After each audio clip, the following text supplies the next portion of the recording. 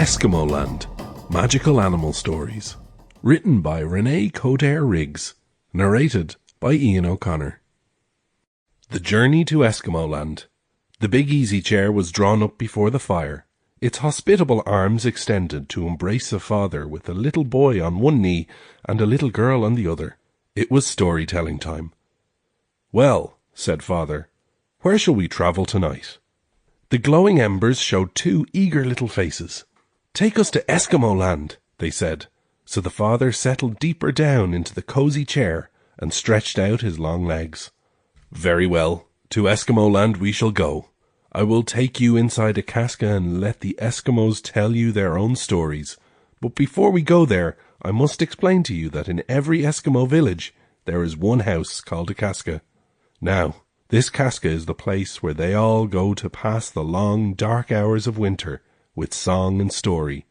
Sometimes they dance to the weird music of beating drums and chanting voices, and again they sit quietly, mending their weapons, their fishnets or spears. Or again, some of them will be carving beautiful pieces of ivory taken from walrus tusk. The house called casca in which they meet is built by all the people of the village. Everyone lends a hand. Even the little children do their share of the work. There are logs of driftwood to be hauled. There is turf or moss from the tundra to be put over the round roof, and digging to be done with the big bone shovels.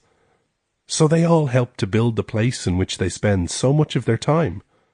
The men gather there when they get home from hunting. They cannot be out long in winter. It is dark most of the day as well as the night, and the storms are so bad they do not dare to go very far anyway.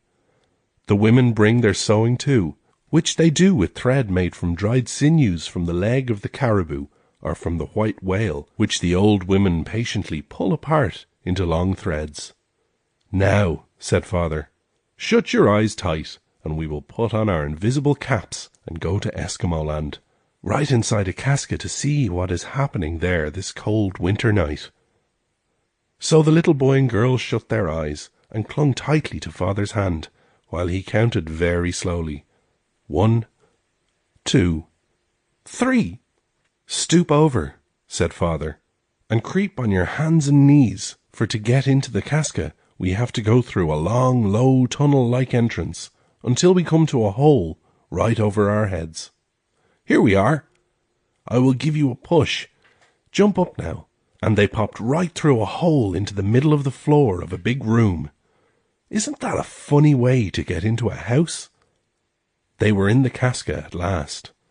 There are no windows to this house, but a round hole in the middle of the ceiling, or roof, serves both as window and ventilator. This in winter is usually covered with a curtain of bear or seal intestine, which keeps out the cold. Also, it keeps out the fresh air. Sometimes, when the room is very full of people, the warmth from their bodies and the steam from many breaths form a moisture that drops down upon them like rain. The room is square, and about it runs a wide platform. This platform is about 4 feet from the ground. All the men sit on it, while the women sit on the floor at their feet, with the little children gathered about them. There are lots of little children in Eskimo Land. They are good little ones, too. Their parents love them dearly, but they have to learn early in life to be good and patient, for sometimes they get little or nothing to eat for days at a time. When game is scarce and their fathers come back from hunting without any meat for them, so these little ones do not fuss and cry, for they know they cannot always have what they want when they want it. There are no electric lights in Eskimo Land, nor do they have big open fireplaces in the houses, with bright crackling logs to keep them warm, for wood is hard to get. About the floor of the casca are placed lamps of heavy stone, hollowed out like dishes, in which wicks of moss soaked in seal oil are burned. The lamps give a yellow flickering light and a little heat. The women take care of the lamps, keep them clean, and see that they do not smoke or go out. On the middle of the platform, at the end of the room, sits the omelik of the village. Eskimos do not have real chiefs like Indians, but in every village there is a rich man. That is a man who has more than the others of what the Eskimos use and need the most. The omelik is like a chief, for the time being, a sort of boss, so we will call him Chief, for convenience sake. In the casca we are in now, there are 2 shelves high up, one at each end, where the unmarried men, the bachelors, sit, and quite a scramble they have too, in getting up so high. On the floor at the feet of their husbands sit the married women, with their babies in their parka hoods, and their children playing near them. But the little ones keep very quiet, and never dare to make a noise when the grown-ups are talking, which would be a good example for lots of little white children I know. Huddled up in a corner sat a very dark little man, with long black hair that hung down into his eyes. He was as close as he could get to one of the lamps, and in his hand he held a piece of creamy ivory, upon which he was carving the story of a walrus hunt in pictures. Near him sat a man busily mending a spear. Amalek looked around the room. Soon his eyes rested upon Ungokuk, the little man carving the picture story. Ungokuk, said Amalek, will tell us a story. The little dark man stopped his work, but did not move or look up. No one seemed to have heard the chief speak. Some of the little children still slept on with their heads against their mother's knees. Again, Amalek looked about him and said, Ungokuk will tell us a story. Again there was silence, and the boy in the far corner went on mending his fishnet. At last, after 5 or 6 minutes had passed, Ungokuk raised his head and peered into the dark faces about him. In a momentous sing-song voice, he began the following story. Ivango, or the Lost Sister. Long ago, in a village in the far north, there lived a young man named Ivango. He was the oldest of the family, and had 4 brothers and a little sister, 11 or 12 years old. One clear spring evening, the little girl was playing out on the sandpit with some other children. They were playing house, and on the beach near them was the huge skull of a whale. When they had finished making a toy house out of pieces of driftwood, Ivango's sister climbed to the top of the whale skull to rest. No sooner had she sat down than suddenly the skull began to roll quickly toward the sea. It moved so fast and the child was so frightened that she just held on tight and screamed. All the little ones ran after her, adding their cries to hers, until the skull plunged into the waves, turned into a whale, and, with the little girl still clinging to his back, swam away out of sight on the grey ocean. The children ran out into the water as far as they could, calling to their little playmate, but soon she was gone from sight. A sad troop of weeping children ran to Ivango's igloo to tell him what had happened. Ivango and his brothers were in despair, for they loved their sister very dearly, as indeed did everyone in the village. That very night in the casca they held a council as how best to find the little girl and bring her home again. Ivango called all the shamans or witch doctors to his house and bade them sing, hoping they would sing something about his lost sister and where she had been taken, but each one told him a different tale, so that he soon saw that they knew nothing at all about it. So he sent them all away again. Now there was one woman among his neighbours who was very wise, although not a sorceress. This woman could sing about many things that no one else knew, so Ivango sent for her and told her to sing. After a while she began. She told Ivango and his brothers that the whale had taken their sister to a far-off country. This country, she said, was guarded by 2 great cliffs of solid rock, which could open wide apart and then come back again with a crash like thunder, crashing to death any living creature daring to venture between. Ivango asked her what they must do to rescue their sister. She answered, "You must make a skin boat so swift that it will go faster than the swiftest bird can fly. When the boat is finished, kill a young seal and take it with you. When all is ready, I will go with you to tell you what to do." They thanked the woman very much and went to work to make the boat as soon as it was daylight. They worked as quickly as they could, for they were very anxious to rescue their sister. When they had finished, they took the boat down to the shore and waited for a bird to come along.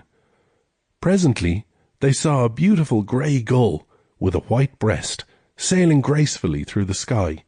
They got into the boat and paddled along as fast as they could, but the gull was soon far ahead of them, and they could not catch up with it at all.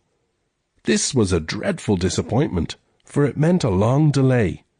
They came back to land very much discouraged, but Ivango said, "We must not lose heart so easily. Let us go to work at once, and take more care this time that we are doing our very best. It does not pay to be in too much of a hurry." So they started making another boat, and this time they worked very carefully, for they must not fail a second time. They made the frame out of the lightest driftwood, and covered it with white whale skin. First they wet the skin to make it soft, then stretched it over the frame and tied it in place with rawhide. When the skin dried, it became tight over the frame, and was quite waterproof. Ivango, who was a very strong man, made a paddle for himself from the shoulder bone of a whale. When they had finished the second boat, it looked fine, and they all felt happy again. But it had taken many precious days to make. When all was ready, they got into the boat and raced with the first gull that came along. This time they beat it easily, so they came back to shore to get their provisions and to kill a baby seal to take with them. The woman, who was waiting to go along too, told them that they must watch for a flock of eider ducks and follow them closely. Pretty soon a flock of eider ducks flew over. The brothers and the woman got quickly into the boat and paddled off as fast as they could. When the birds sank to rest, the men would stop paddling and rest also, or eat. When the ducks flew, the boat travelled along as swiftly as though it too had wings. When the ducks slept, the men stopped paddling and also slept, while the woman kept watch.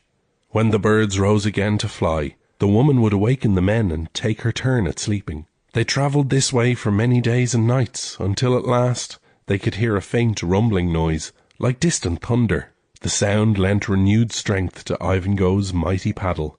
So powerfully did he wield it, that they went faster than the ducks, who were leading them straight to their sister.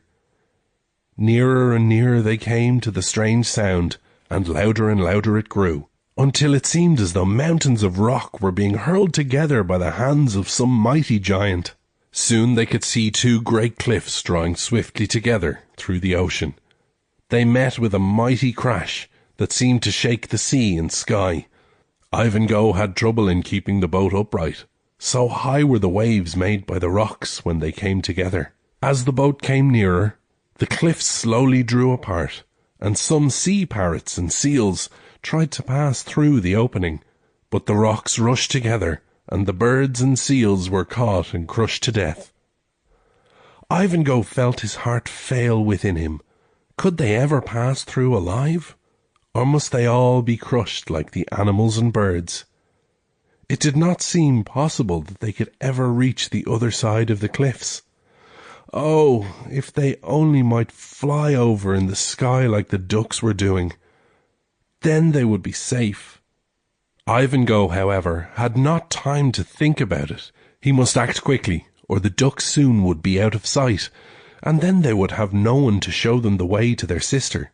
So when the cliffs parted again, Ivango wielded his mighty paddle, and the little boat shot into the foaming pass. It seemed as though they must be drawn down into the whirling waters and be drowned. But Ivango gathered his strength into one mighty effort, just as the towering walls started to come together, and when they met with a deafening roar, Ivango and his little boat were safe in the quiet waters beyond. At last they had reached their journey's end, and passed safely through the great danger. How happy and thankful they were to leave the menacing rocks behind. They landed near a sandy cliff, and walked carefully behind one another, so as to make only one track in the sand with their mucklucks. Their mucklucks are their seal boots. Then they dug a hole in the ground, put the boat in it, and hid.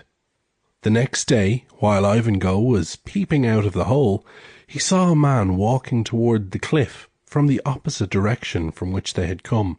When he reached the footprints on the sand, which looked as though only one person had walked up from the beach, he stopped and examined them carefully for a long time. Then, jumping over, so as not to step on them, he went his way. After a while the man came back. This time he did not stop, but jumped over the footprints and went on. On his back he was carrying a lot of birds. Now, one of Ivango's brothers was very brave and wanted to jump out and kill that man and take the birds, but Ivango would not let him. Soon another man came along, and seeing the track, stopped to examine it, then jumped over, just as the first man had done. When he came back with all the birds he could carry, the brave brother could wait no longer. They were all hungry and tired and wanted the birds for food, so he sprang out and captured the man and hid him back of the hole. Then they all had those fine birds to eat. In the morning, being rested and refreshed, Ivango and his brothers got into their boat and paddled in the direction from which the men had come walking along the beach. Soon they saw a village in the centre of which stood a large igloo. Ivango and the brothers felt sure their sister must be there, so Ivango went to the door of the igloo and entered. Sitting on a big white bearskin on the floor was his sister, looking very sad and lonely. When she saw Ivango, she sprung up joyously, but quickly put her finger on her lips, which meant, "Be quiet," and whispered to Ivango, "Oh, brother, you should not have come for me. The whaleman is waiting to kill you." She looked terribly frightened, but Ivango comforted her, saying, "That's all right, sister. We came for you, and we'll die if we have to." Before long, they heard the whaleman coming in. He pretended to be a kind man and very polite, but Ivango knew better than to believe him. The whaleman could not fool Ivango.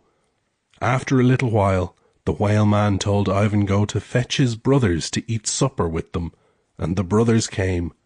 The whaleman gave them a good supper with plenty to eat, but they watched carefully, for they knew he was just waiting for a chance to do them some harm. When night came, the whaleman suggested that they play all sorts of games. Ivango beat him every time, and he did not seem to like that at all. The next morning, he took them out to see a big ditch that had been dug during the night. All the men of the village were bringing logs of wood and pokes, skin bags, of oil to the ditch. The whaleman called Ivango and told him to look down into the ditch, and while he was looking, gave him a shove. Ivango, taken by surprise, lost his balance and fell in. Down went Ivango into the deep, dark hole. When he reached the bottom, he stood still and felt the sides of the ditch all about him, until suddenly his hands came upon a great stone embedded in the earth on one side of the hole. Digging quickly into the earth with his fingers, he dragged out the huge stone and found a deep hole in the earth back of it. Into this hole he crept, pulling the stone into place after him. Outside, the whaleman built a big fire with logs and oil and shoved it into the pit, thinking that Ivango would be burned up. But Ivango was safe behind the rock, and the fire never even singed his mucklucks. When the flames had died down and there was nothing left but ashes, he crept out from his hiding place and called for someone to let down a rope for him to climb up by. Soon he saw the rope coming down. It was made of walrus hide, such as is used for lashing boats.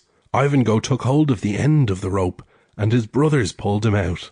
The whaleman stood there looking much surprised to see him come out unharmed, and Ivango, springing upon him, hurled him into the pit. Then, turning to the people, Ivango said, "If this man is unkind to you, bring some more wood and oil, and we'll burn him up. If he is good to you, let down the rope again, and pull him out after we have gone away." "Oh no!" they shouted loudly. "We do not want to pull him out. He is not good to us at all, but very wicked and cruel. Let us burn him up." And they all ran to bring more wood and oil, much more than before, and made a great fire themselves and threw it into the pit before Ivango could stop them. Ivango and the brothers and their little sister hurried down to the sea, where the woman was waiting for them with the boat, and started off for home as fast as they could paddle. This time they passed through the moving cliffs without fear or trouble, But no sooner had the cliffs closed together behind them than a big white whale rose to the top of the water and pursued them. Although they could make the boat go as fast as the swiftest bird, the whale was faster than they and was getting very close. Just as the monster rose beside them, the woman cut off the right flipper of the seal they had brought with them and threw it to the whale, which stopped to eat. This gave them time to get quite far ahead, but after the whale had finished eating, he soon caught up with them. Then the woman threw out the left flipper. Again, the whale stopped to eat, and again caught up with them. But they were nearly home, so they threw over the rest of the seal and paddled to shore. When they landed, the whale hurried after them so fast that he swam right up on the beach, where they killed him and cut him up for meat. The people of the village crowded around to welcome Ivango and his brothers and his little lost sister, and they all had a fine feast of the meat of the whale. They lived happily after that, and Ivango made many presents to the good woman who had helped them to find their sister, so that she was never allowed to want for anything all her life long. When Nungakuk had come to the end of the story, he raised his eyes to the face of the chief. "And so is the winter shortened," said Nungakuk solemnly, "for this is the way they bring their storytelling to an end." After that, the father and little boy and girl came very often to the Casca and heard different men of the village tell their wonderful tales, until they had heard all of the following stories. Perhaps next winter they will go back to hear some more. The Robin, the Crow, and the Fox. A robin had its nest in a tree, and there were 6 pretty blue eggs in the nest. After a while the eggs broke open, and out came 6 baby robins. The father robin, whose name was Katak, taught them the most beautiful birds in the world, and brought them fine worms and little bugs, and watched over them very carefully. One day a red fox came by, and looking up into the tree, saw Katak standing by his nest. "Hey, Robin," called the fox, "I see you up there." "What do you want?" said the robin. "Give me one of your little birds for breakfast," said the fox. "No, indeed," said the robin. "I will not give you one of my babies." "Well," said Red Fox, "you say no.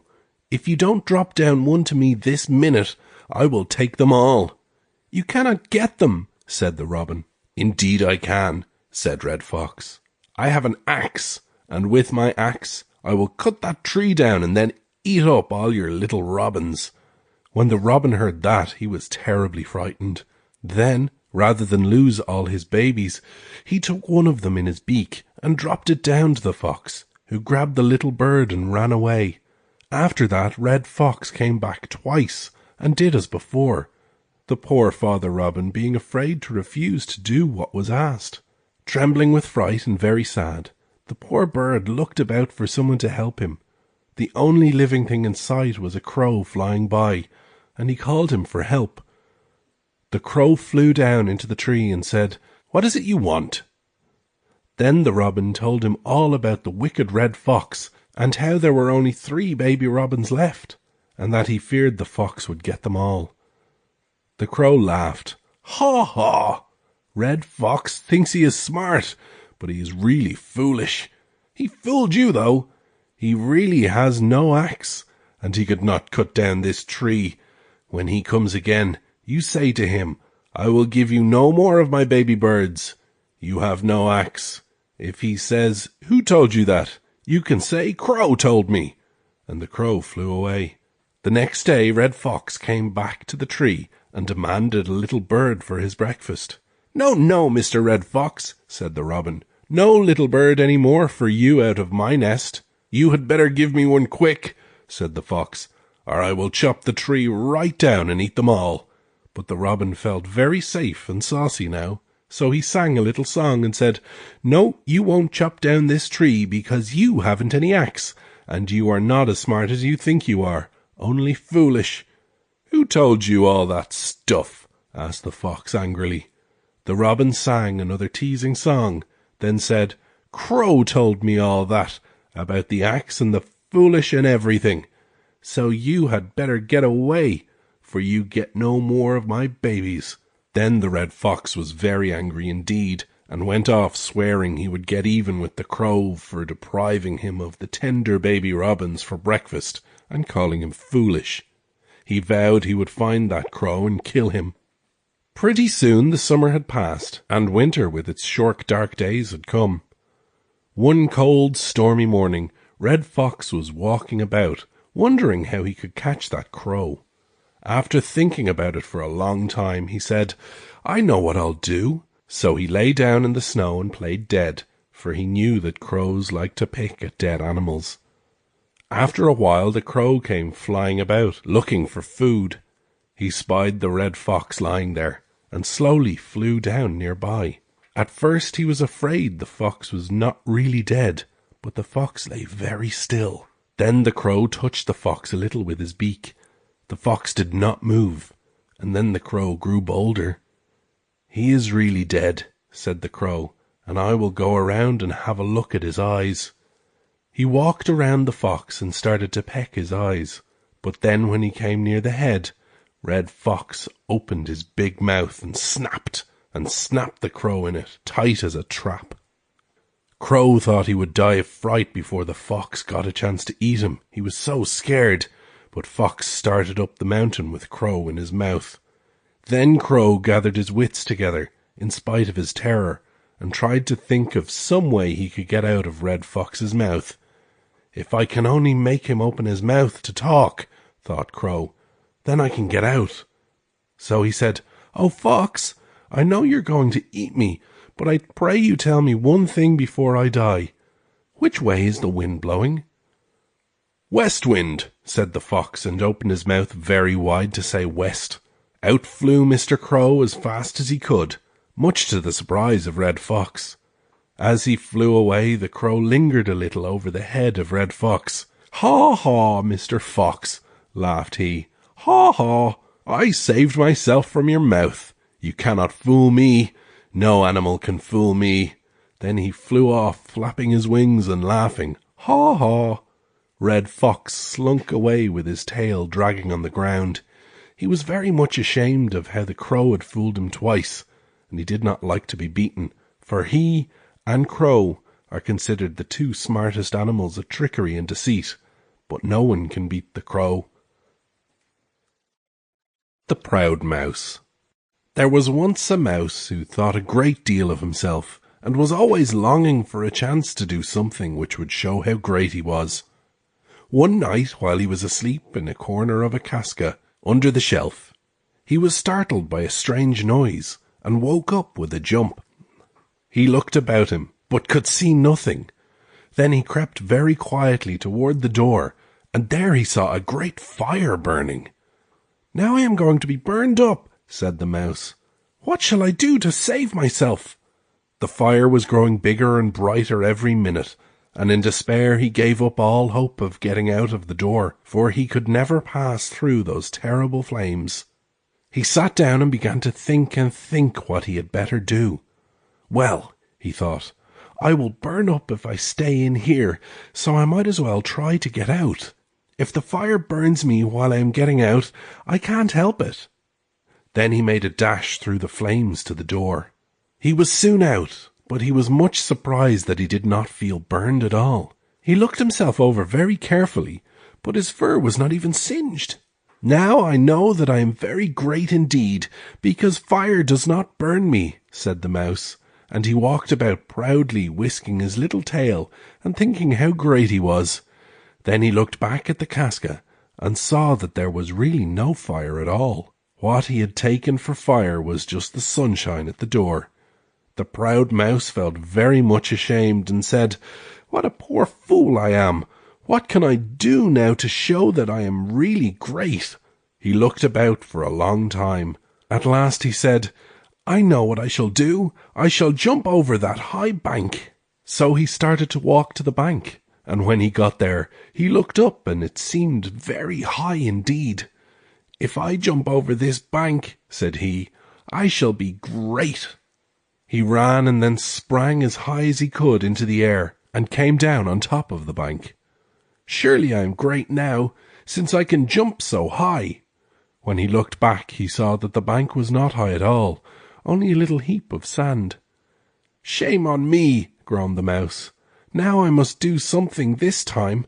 I shall swim across that great lake." He started for the lake, and at last, after walking a long time, he got there. That lake is very big, he thought, for he could only see part way across. Then the little mouse began to feel proud once more. "If I can swim across that lake, all the animals will call me great." He swam, and it took him all day to swim over. Before he reached the other side, he was so tired he could only swim very slowly. Looking back, he saw all kinds of fishes on his tail. He shook them off, and at last he reached land. "Now," thought he, "I am really great, for I swam across that lake." And he lay down for a good rest. When he got up, he looked proudly back to see the wonderful lake, and there was no lake at all. What he had thought was a big lake was only a man's footprint full of muddy water that he had taken all day to cross. And the fishes he had seen on his tail were the little bugs swimming about in the mud puddle. "Now I am surely ashamed of myself," he cried, but he would not give up trying to be great, though he was beginning to see that he was really not as great as he supposed. Far on the horizon he saw something tall and slender.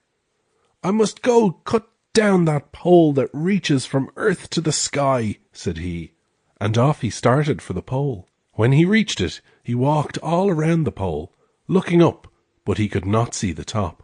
"That high pole holds up the sky," thought he, "and if I cut it, the sky will fall down upon the earth and everybody will be killed. I will cut that pole because I am ashamed of myself." First he dug a hole in the ground to get into when the pole was cut. When the hole was finished, he said, "I will do like this when the sky falls down," and he ran as fast as he could into the hole. He came out then and started to cut the pole with his sharp little teeth. He worked very hard, until at last the pole was cut, when he ran into the hole as fast as he could scamper, to listen for the falling of the pole. Said the mouse to himself, "Now the sky has come down and killed every living thing." Pretty soon he began to wonder how it would look with the sky fallen down, and he peeped out of his hole, but everything seemed to be the same as before. He looked up where the sky used to be, and there it still was, all blue and shining. Then he looked down at the pole on the ground, and saw that it was only a tall blade of grass. "Shame on me, shame on me! Now I am truly ashamed of myself. Because I am so ashamed of myself, I will pack that great mountain across the tundra." So he journeyed to the mountain, and at last he got there. First he dug all around with his little claws. Then he lifted one grain of sand and packed it over the tundra. Back and forth he went for many weary days, carrying a grain of sand at a time, until he had carried the whole mountain across. "Now," said the little mouse, no longer proud, "I know that no one can be great unless he is willing to work hard and patiently." So that is the way the mountain got there, far out over the tundra, and the little mouse was rewarded at last for his perseverance. The Crow and the Daylight. Long, long ago, when the world was new, there was no daylight in Alaska. It was dark all the time, and the people in Alaska were living in the dark, just doing the best they could. They used to quarrel about whether it was day or night. Half of the people slept while the other half worked. In fact, no one really knew when it was time to go to bed, or, if in bed, when to get up, because it was dark all of the time. In one village lived a crow. The people liked this crow because they thought him very wise. In fact, he told them so himself, so they let him live in their casca. The crow used to talk a lot too, and tell of the wonderful things he had seen and done when he had spread his wings and flown away on his long journeys to distant lands. The people of Alaska had no light but the flame of their seal oil lamps. One evening the crow seemed very sad and did not speak at all. The people wondered what was the matter, and felt sad too because they missed their lively crow. So they asked him, "Crow, what makes you so sad?" "I'm sorry for the people of Alaska," said the crow, "because they have no daylight." "What is daylight?" said they. "What is it like? We have never heard of daylight." "Well," said the crow, "if you had daylight in Alaska, you could go everywhere and see everything, even animals from far away." This seemed very wonderful to them all, and they asked the crow if he would try to get them that daylight. At first the crow refused all their entreaties. "I know where it is," said he, "but it would be too hard for me to get it here." Then they all crowded around and begged him to go to the place where daylight was and bring them some. Still the crow refused, and said he could not possibly get that light, but they coaxed him nicely, and the chef said, "Oh, crow, you are so clever and so brave. We know you can do that." At last the crow said, "Very well, I will go." The next day he started on his journey. Of course it was dark, but it was not stormy, and when he had said goodbye to all the people, he spread his wings and flew away toward the east, for the sun comes from the east. He flew on in the dark, until his wings ached, and he was very tired, but he never stopped. After many days, he began to see a little bit, dimly at first, then more and more, until the sky was flooded with light. Perching on the branch of a tree to rest, he looked about him to see if he could find where the light came from. At last he saw it was shining from a big snow house in a village nearby. Now in that snow house lived the chief of the village, and that chief had a daughter who was very beautiful. This daughter came out of the house every day to fetch water from the ice hole in the river, which is the only way Eskimos can get fresh water in winter. After she had come out, the crow slipped off his skin and hid in the entrance of the house. Then he covered himself with dust and said some magic words, which sounded something like this: "Yakatai, takatai, nakatai, oh. Make me little that I won't show, only a tiny speck of dust. No one will notice me, I trust." Then he hid on a sunbeam in a crack near the door and waited for the chief's daughter. When she had filled her sealskin water bag, she came back from the river, and the crow, who looked like nothing but a speck of dust floating on the sunbeam, lighted on her dress and passed with her through the door into the house where the daylight came from. Inside, the place was very bright and sunny, and there was a dear little dark-eyed baby playing on the floor on the skin of a polar bear which had been recently killed. That baby had a lot of little toys carved out of walrus ivory. There were tiny dogs and foxes and little walrus heads and kayaks, Eskimo canoes. He kept putting the toys into an ivory box with a cover, then spilling them out again. The chief was watching the baby very proudly, but the little one did not seem satisfied with his toys. When the chief's daughter came in, she stopped to pick the baby from the floor, and a little speck of dust drifted from her dress to the baby's ear. The dust was the crow, of course. The baby began to cry and fuss, and the chief said, "What do you want?" And the crow whispered into his ear, "Ask for the daylight to play with." The baby asked for the daylight, and the chief told his daughter to give the baby a small, round daylight to play with. The woman unwound the rawhide string from his hunting bag and took out a small wooden chest covered with pictures, which told the story of the brave things that the chief had done. From the chest she took a shining ball and gave it to the child. The baby liked the shining ball and played with it a long time, but the crow wanted to get that daylight, so he whispered in the little one's ear to ask for a string to tie to his ball. They gave him a string and tied the daylight to it for him. Then the chief and his daughter went out, leaving the door open behind them, much to the delight of Crow, who was waiting for just that chance. When the little boy got near the door in his play, the crow whispered again in his ear and told him to creep out into the entrance with his daylight. The baby did as the crow told him, and he passed the spot where the crow's skin was hidden. The speck of dust slipped out of the child's ear, back into the crow's skin, and the crow was himself again. Seizing the end of the string in his beak, away flew Mr. Crow, leaving the howling baby on the ground. The child's cries brought the chief and his daughter and all the people of the village rushing to the spot, and they saw the crow flying away with their precious daylight. In vain they tried to reach him with their arrows, but he was too quickly out of sight. When the crow came near the land of Alaska, he thought he would try the daylight to see how it worked. So when he passed over the first dark village, he scratched a little bit of the brightness off, and it fell on the village and lighted it up beautifully. Then every village he came to, he did the same thing, until at last he reached his home village, where he had started from. Hovering over it, he shattered the daylight into little bits and scattered them far and wide. The people greeted him with shouts of delight. They were so happy they danced and sang and prepared a great feast in his honor. They were so grateful to him that they couldn't thank him enough for bringing that daylight. The crow told them if he had taken that big daylight, it would never be dark in Alaska, even in winter.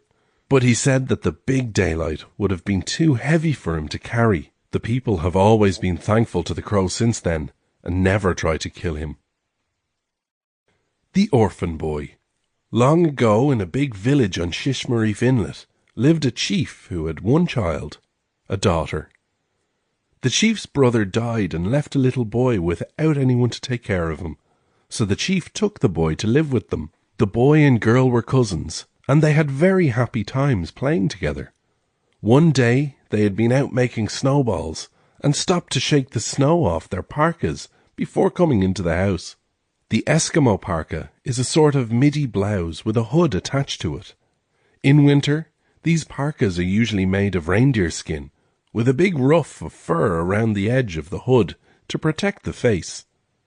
Their best fur to trim the hood is that of the wolverine, for it does not collect moisture from the breath.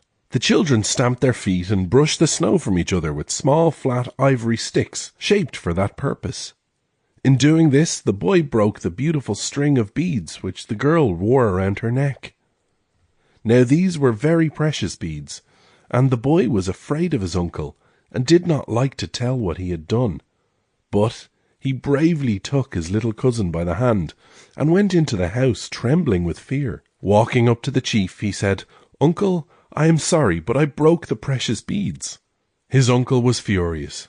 "How did you do it?" he asked, and the boy told him. "Now," said the uncle, "I am going to kill you for that. Those beads were my sign of chief. Now you have broken the beads.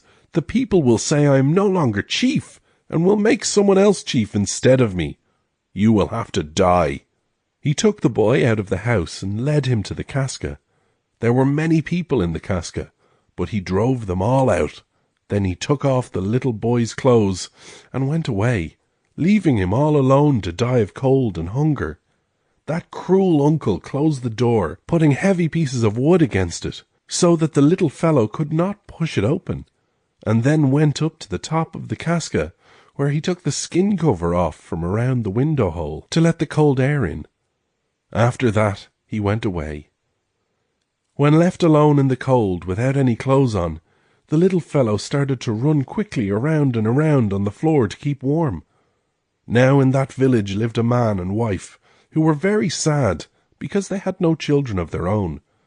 These two people loved the little ones very dearly and were good to all the children in the village, and the children were very fond of them in return for all their kindness. Long after the chief had gone away from the casca, and the little boy had run about until he was too tired to run any more and could no longer keep warm, that kind man who loved little children came on top of the hut, put his head through the window hole, and called, "Hello!" And the little boy answered, "Hello." The man said, "You are alive yet?" Then he put his head through the window hole and handed a bundle of things to the boy. "I have brought you some food and some water in a bag, a little oil and a good warm sleeping bag. Put the sleeping bag under the floor and get into it and keep warm." When the kind man had gone away, the boy put the sleeping bag through the hole, which is in the middle of the floor of every casca. Then, after eating some of the food and drinking some of the water, he fell fast asleep inside the nice warm bag. Early in the morning, the boy crept out of the hole onto the floor, like a little rat without any fur, and began to run around and around again to keep warm. It was still dark because the sun is lazy way up there in Alaska and gets up very late.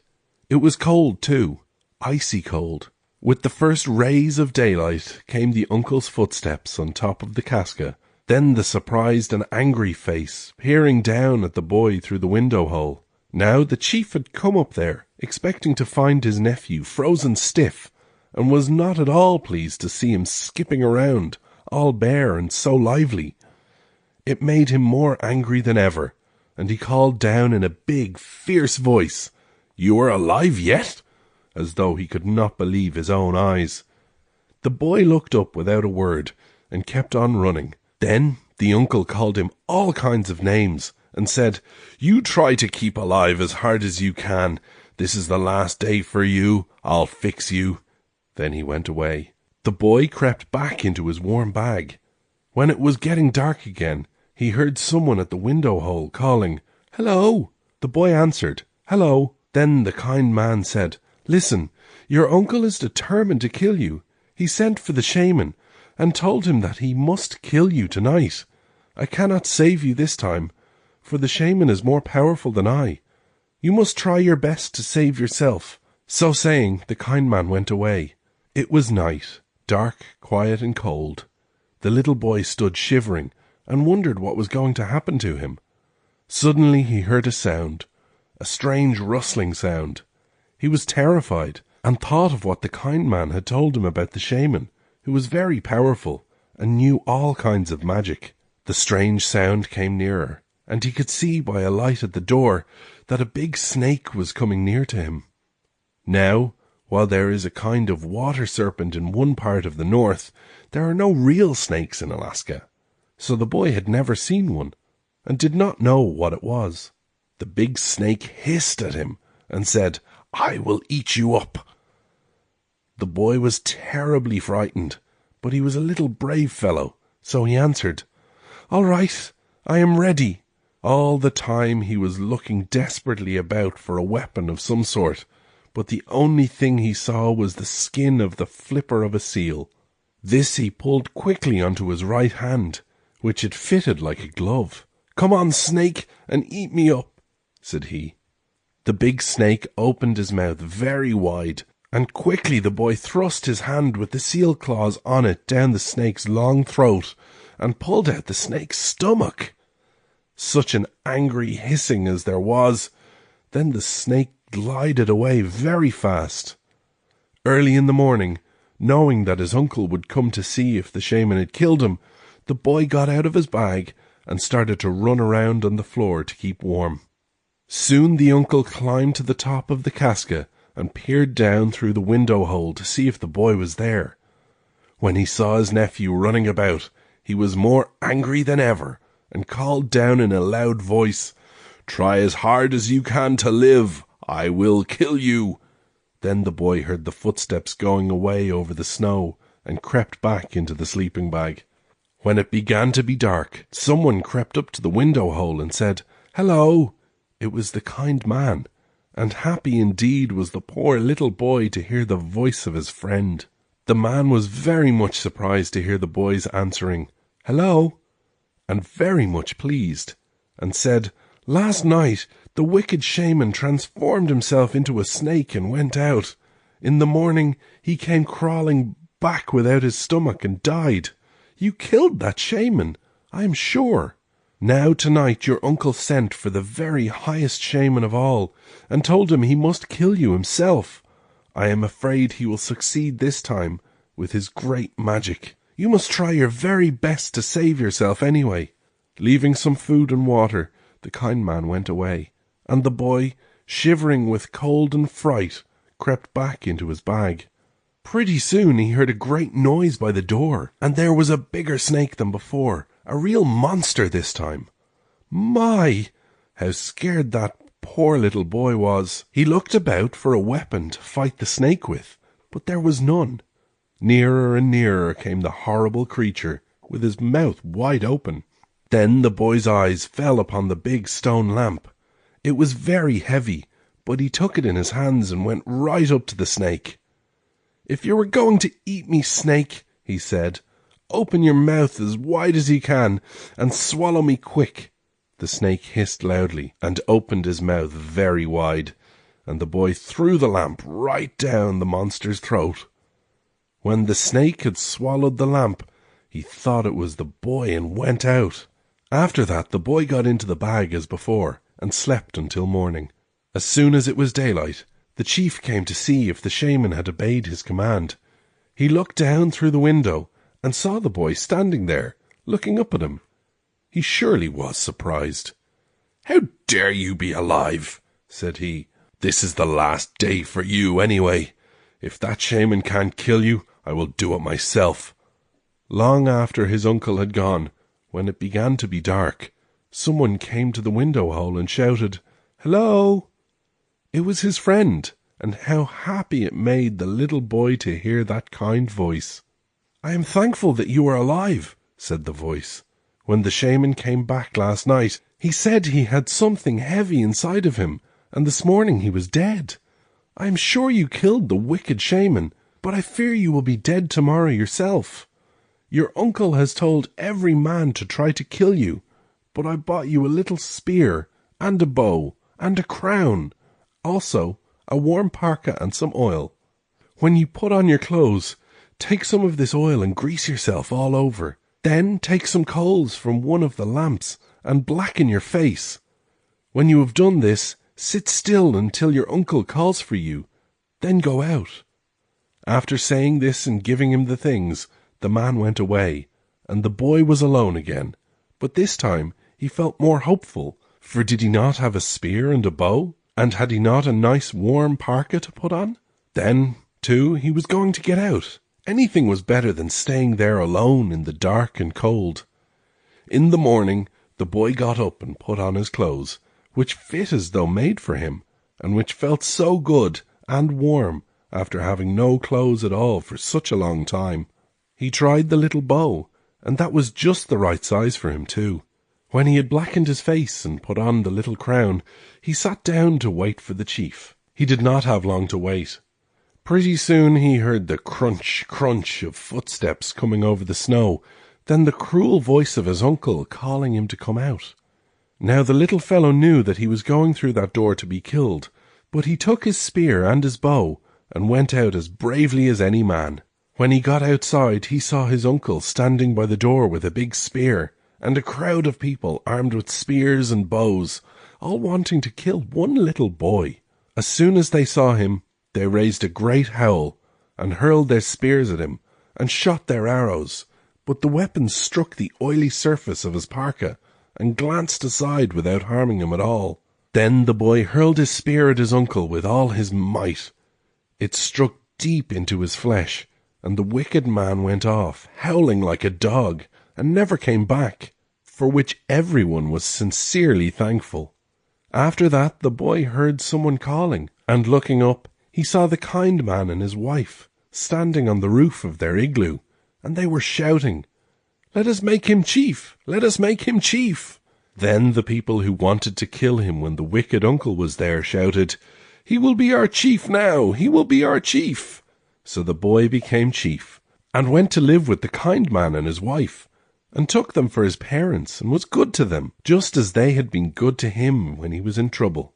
From that time on, the Eskimos have continued the custom of adopting little orphan children into their homes, and taking care of them, being very kind, and never like the wicked uncle at all. A race between a reindeer and a tomcod. Long ago, somewhere on the shore of the Arctic Ocean, a reindeer was taking a walk on the beach, enjoying the fine air and the sea salt of which the reindeer are so fond. As he passed a little point on the beach, jutting out into the ocean, a fish called tomcod said, "Well, dear, how do you do?" The deer stopped to say good morning to the fish, and asked him if he did not think it would be fun to run a race, and settle for all time which could go the fastest, a reindeer or a fish. The tomcod thought about it for a while, and then said, "I am very busy today, reindeer, but if you come this time tomorrow morning, we shall race, and I shall beat you." "We shall see," said the deer, and went home. When the deer was out of sight, the fish sent a message to all the tomcods near the shore. He told them that the next morning he would have a race with a deer, and that they must answer the deer every time he said, "Fish, are you there?" At sunrise the next day, the deer came to the meeting place and said, "Fish, are you there?" "Yes," answered the tomcod, "I am waiting for you." The reindeer walked along the shore, but the tomcod laughed to himself in fish language and stayed quietly in the same place in the water. After walking about a mile, the reindeer said, "Fish, are you there?" Then another fish answered him and said, "Yes, reindeer, I am here, and I could go much faster if I did not have to wait for you." The reindeer hurried on a little faster. After a while he said, "Fish, are you there?" And still another fish answered him and said, "Yes, reindeer, I am here, but I could go much faster if I did not have to wait for you." Then the reindeer, who thought it was the same fish all the time, ran as fast as the wind for a little way. When he stopped, he asked, "Fish, are you there?" And still another fish answered, "Oh yes, I am here, but you are too slow for me." After that, the deer felt exhausted on the beach and could run no more. So in that way, the tomcod won the race. Why they have summer on St. Lawrence Island. Long, long ago, on St. Lawrence Island, there lived an old woman with her little grandson. They were very poor, so poor that the old woman had a hard time to feed and care for the boy. It was always cold and stormy, and sometimes they had almost nothing to eat for days at a time, because the wind blew so hard that the little boy could not stay out to catch tomcods. One time, when it had been stormy for many days, and the old grandmother was nearly dying of hunger, the little boy said to her, "Grandma, do you know what makes storms like this?" "No," said she, "I only know that it is always cold and windy. Only some days are worse than others. In some places they have sunshine, but never here. We will die of hunger and cold, but the wind will go on blowing just the same, and the snow will fall." The poor grandmother bowed her head, and the tears fell on her cheeks. The boy said, "How is it, Grandma, that you live so long and do not know what makes storms? I shall find out myself." The grandmother had to laugh, weak and sad as she was.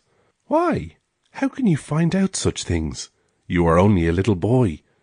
He stood up beside her and tried to look very big and strong. "Grandma," said he, "I will teach you about storms myself.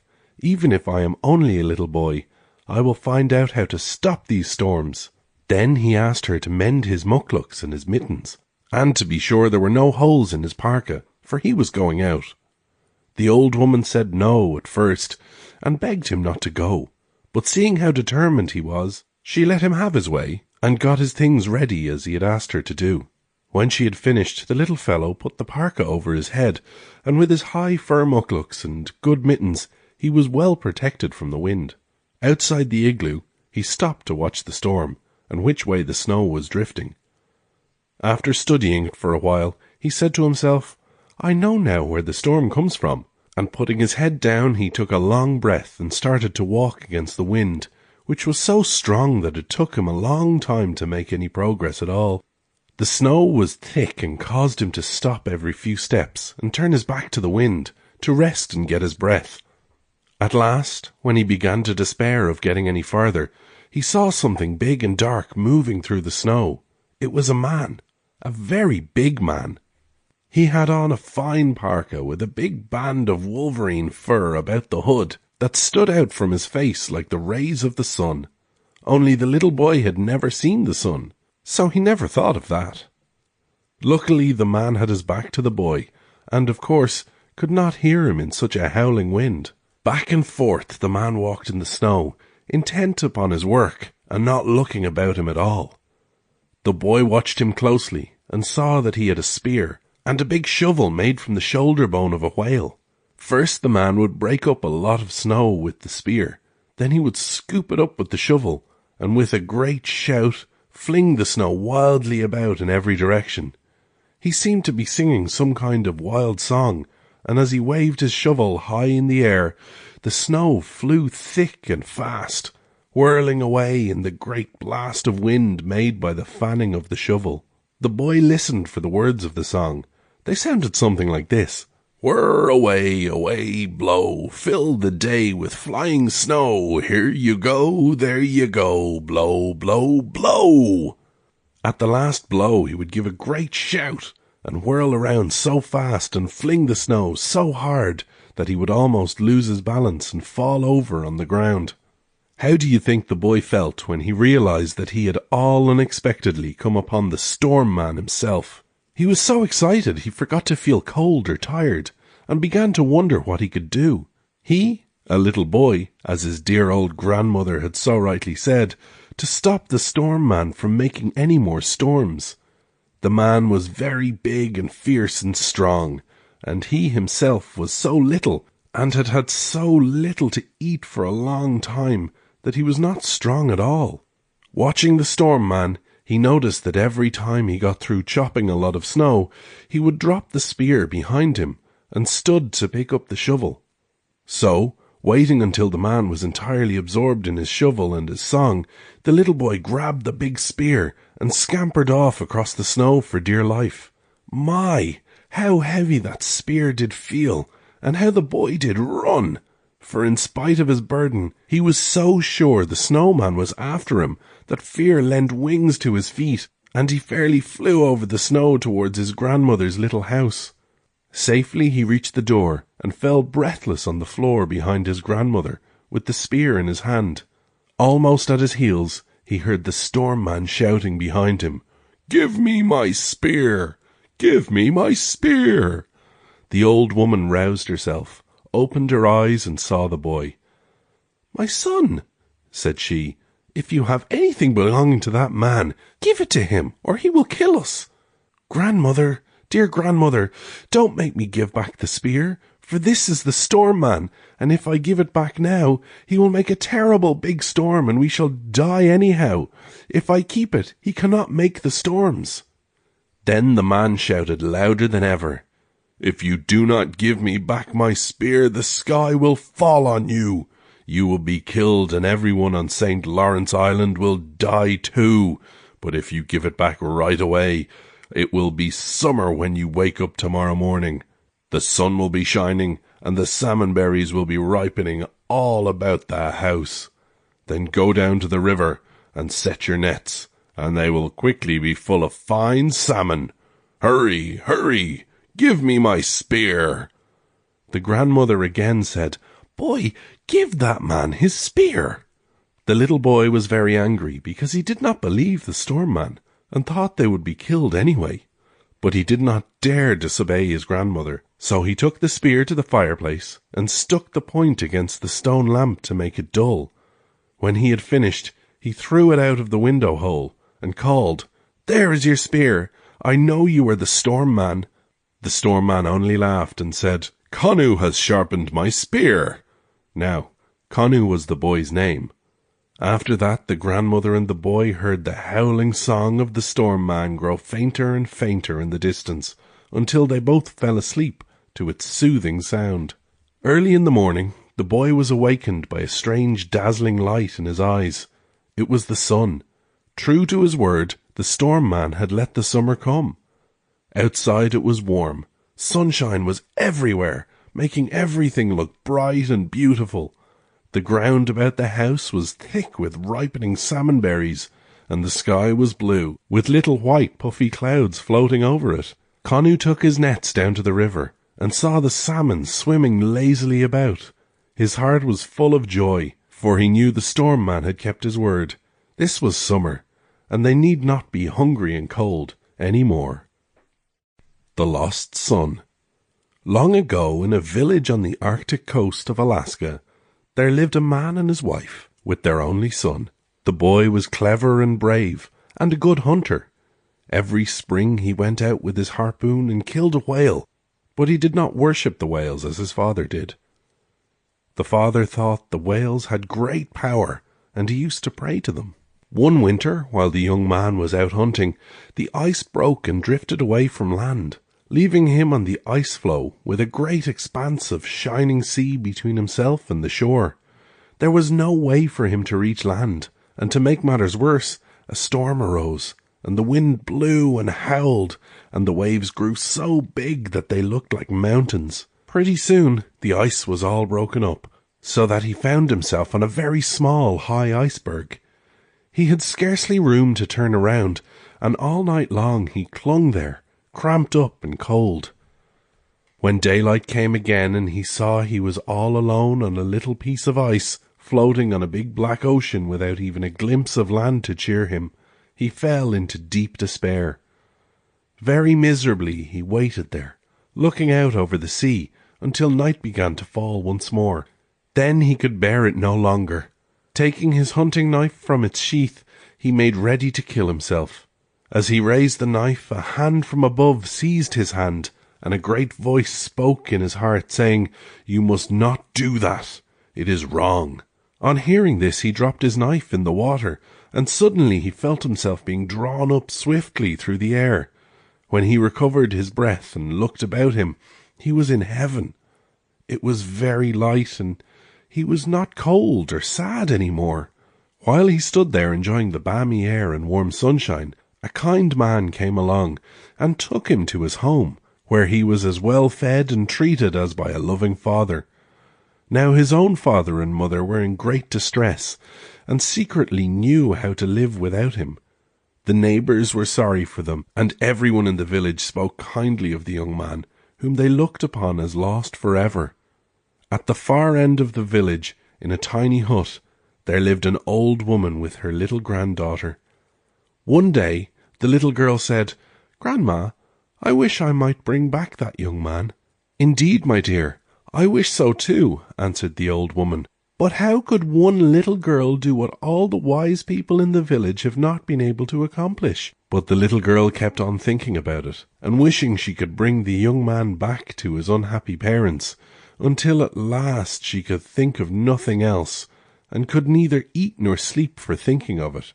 One night, while her grandmother slept, the little girl lay looking at the old stone lamp, dreaming of the sadness that had come over her village because the boy, whom they all loved, was lost. She fancied the flickering light from its wick of moss winked at her, as much as to say, "I know something you would like to know." So she began to talk to it in a low voice, that she might not awaken her grandmother. "Lamp, dear lamp, can't you go and find that boy? Your eyes are so bright and you look so wise. Won't you please go and find him?"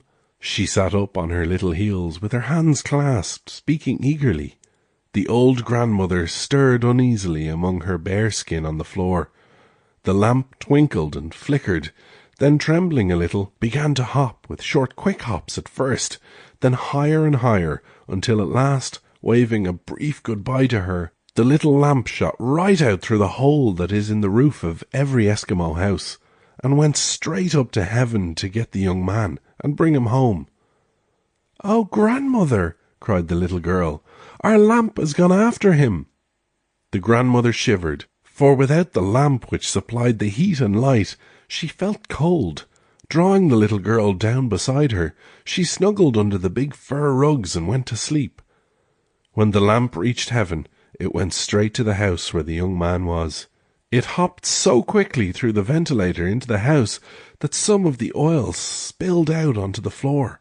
The man who lived there tried to grab it, but each time he thought he had caught it, the lamp slipped from his fingers and hopped away through the air, beckoning to the young man to come. Quickly jumping into the bowl of the lamp, the boy sat there and was carried straight down to the little girl. When the little girl opened her eyes in the morning, she was disappointed to see the old lamp twinkling away in its accustomed place, looking very innocent indeed. The child thought it must have been a dream. Then a shadow came between her and the lamp, and she saw the boy standing, smiling down at her and the grandmother, and she knew that her dream had come true. When they had recovered from their astonishment, and the boy had asked all about his parents and his friends, they walked a long while together and arranged a fine plan to give his father and mother a surprise. The grandmother was to go to his house at once and ask his parents to give her some clothes, for those he had on were shabby and soiled, but she was to make believe that she wanted them for herself. When the old woman reached the boy's home, the parents welcomed her very kindly and asked what they could do for her. "Let me have some of your son's clothes," said she. "My little granddaughter and I are very poor, and the weather is cold." "Alas," sighed the man, "our son is lost to us, and I fear he will not want his clothes any more. He would be happy to know that they were of use to you." They gave her the very best parka and mukluks the boy had, also some food. She thanked them heartily, and went home as fast as she could, for the sight of their sad faces made her feel that no time must be lost in making them happy again. By the time the boy was dressed, and they had all had some food, it was evening. Then the two children ran hand in hand to the casca, where the people were gathered to sing songs and play games. The little girl went in first, and asked if she too might sing. They gave her a drum, and she sang a wonderful song, all about a dream she had, which really was the story of how the lamp had found the boy and brought him home. The sad parents were there, and the mother began to cry for her son, and the father said, "I wish that dream would come true."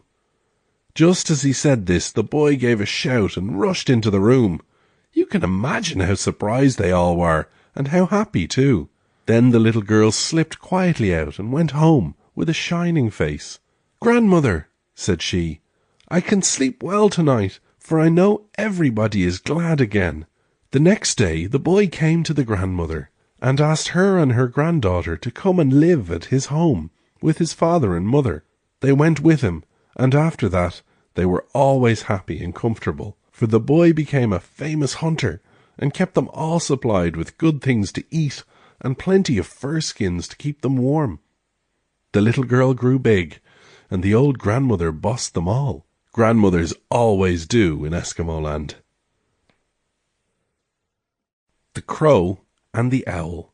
Long ago, when crows were white, a crow and an owl sat on a log, talking together.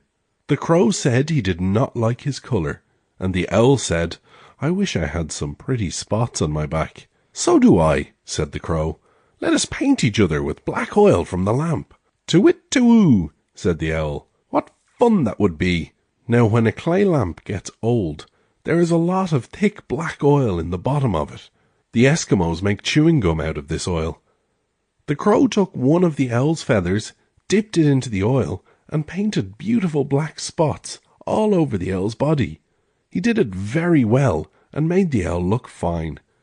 Then came the owl's turn to paint the crow. At first he liked to do it, and made such pretty round spots that the crow began to feel very proud indeed. But before he was half through, the owl got tired of working so hard, and taking the lamp, he turned it upside down and poured the black oil all over the crow. How angry that crow was when he found himself black all over. He tried his best to get it off, but it was no use. The black stuck fast. Ever since then, the crow has been the blackest of all birds. The Running Stick. Long ago, in the village of Nakiakiamut, there lived a strong man, or chief, with his wife, to whom he was very devoted. They had no children, but among their neighbours was a little girl who lived in a tiny house with her grandmother. The two were very poor, but the chief was rich, and the chief's wife loved the little girl, and had her often with her.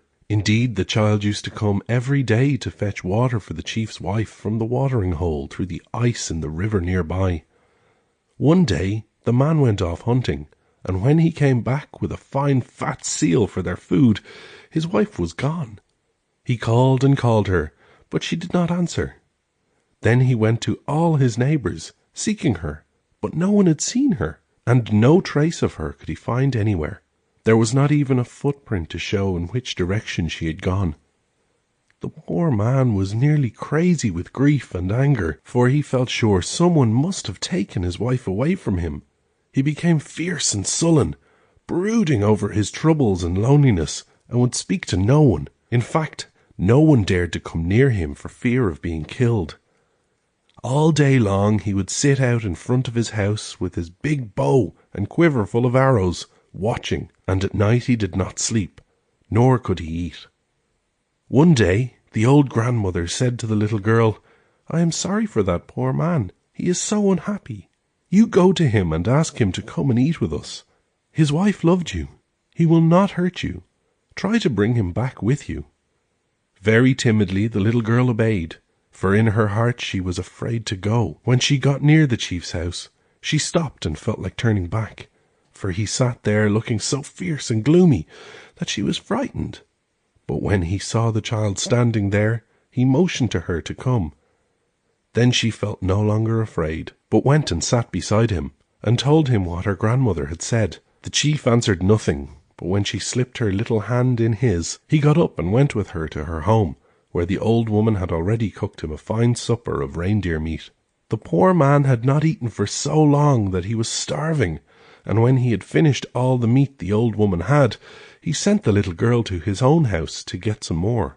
As soon as the little one had gone out of the room, the grandmother said to him, "I sent for you because you have been kind to us, and I believe I can help you find your wife. You must make a good strong staff of driftwood, then take this bunch of charms and tie it firmly to the stick." And she gave him a little bunch of charms. These charms were ivory animals and faces and some tufts of feathers from seabirds.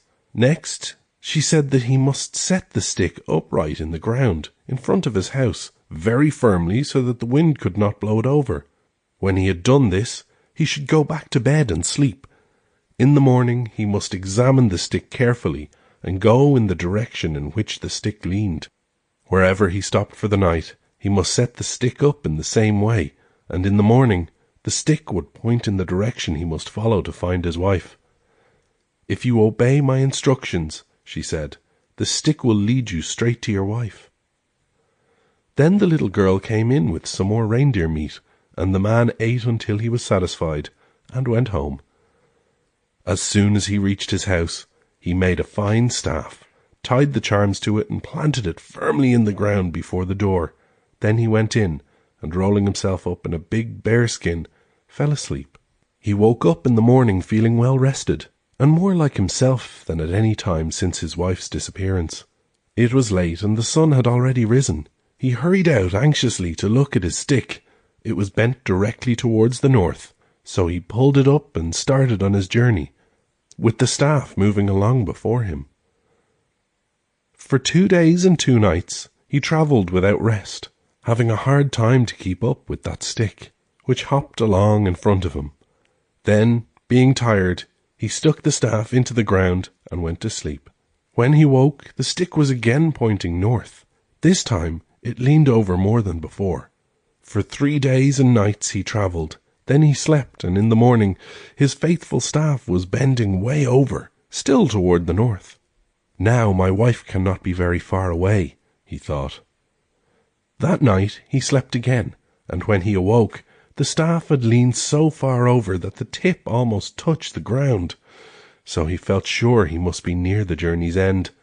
About noon, when the sun hung very round and very red low down in the sky, he came to a huge snow house, the biggest house he had ever seen. Right by the house stood 4 posts close together, and on those posts were hung the skin of an enormous bird. Hiding himself among some willow bushes, he watched to see what would happen. Pretty soon a very tall man came out of the house and went to the posts. Climbing up on them, he took the skin, put it on, and flew away over the sea. When the birdman was out of sight, our friend took his faithful staff and went into the house. There he found his wife, who was very happy to see him. "I knew you would come and find me," she said. "That terrible big bird carried me away in his claws. That is why you could not find my footprints in the snow." Her husband wanted her to come home with him at once, but she told him that it would be better if she could first see the birdman, who would come back soon again. Her plan was to send the birdman on some far distant flight, so that they may get away during his absence. She gave her husband some food, and he went back to his hiding place to wait for the birdman to come and go. After a short time, the bird came back with a walrus in one claw and a seal in the other. Flying to the rack, he took off the bird skin, hung it up, and went into the house. When he came in, he found the woman crying. "What do you want?" said he. I want a white whale and a humpback whale. I don't want any seal. I am tired of seal and walrus meat. Boo-hoo!" And she howled and wailed dismally. "Only be quiet," said the birdman, "and I will get you what you want." And he came out again and, putting on his bird skin, once more flew out over the sea. When the bird was out of sight, the woman ran from the house to her husband, who put her on his back and started for home as fast as he could go. He was the swiftest runner in the village and covered the ground pretty fast. But, after all, legs are not wings. It was not long before they met the birdman coming back with a whale in each of his talons. When he saw the man carrying the woman away on his back, the bird was very angry and circled about in the air over their heads, calling out to them, "I shall kill you. First, however, I am going to take these 2 whales home. Then I shall come back and kill you." And away he flew. The man ran as fast as he could, but just as they reached the banks of a big river, the bird came in sight. The man and his wife dug a cave in the river bank and hid in it while the bird flew by looking for them. Nowhere could the bird find those 2 people, although he was sure they must be hiding somewhere nearby. Suddenly he circled about and flew down to the water. "I shall set my great wing across the river like a dam, and the water will rise and drown them."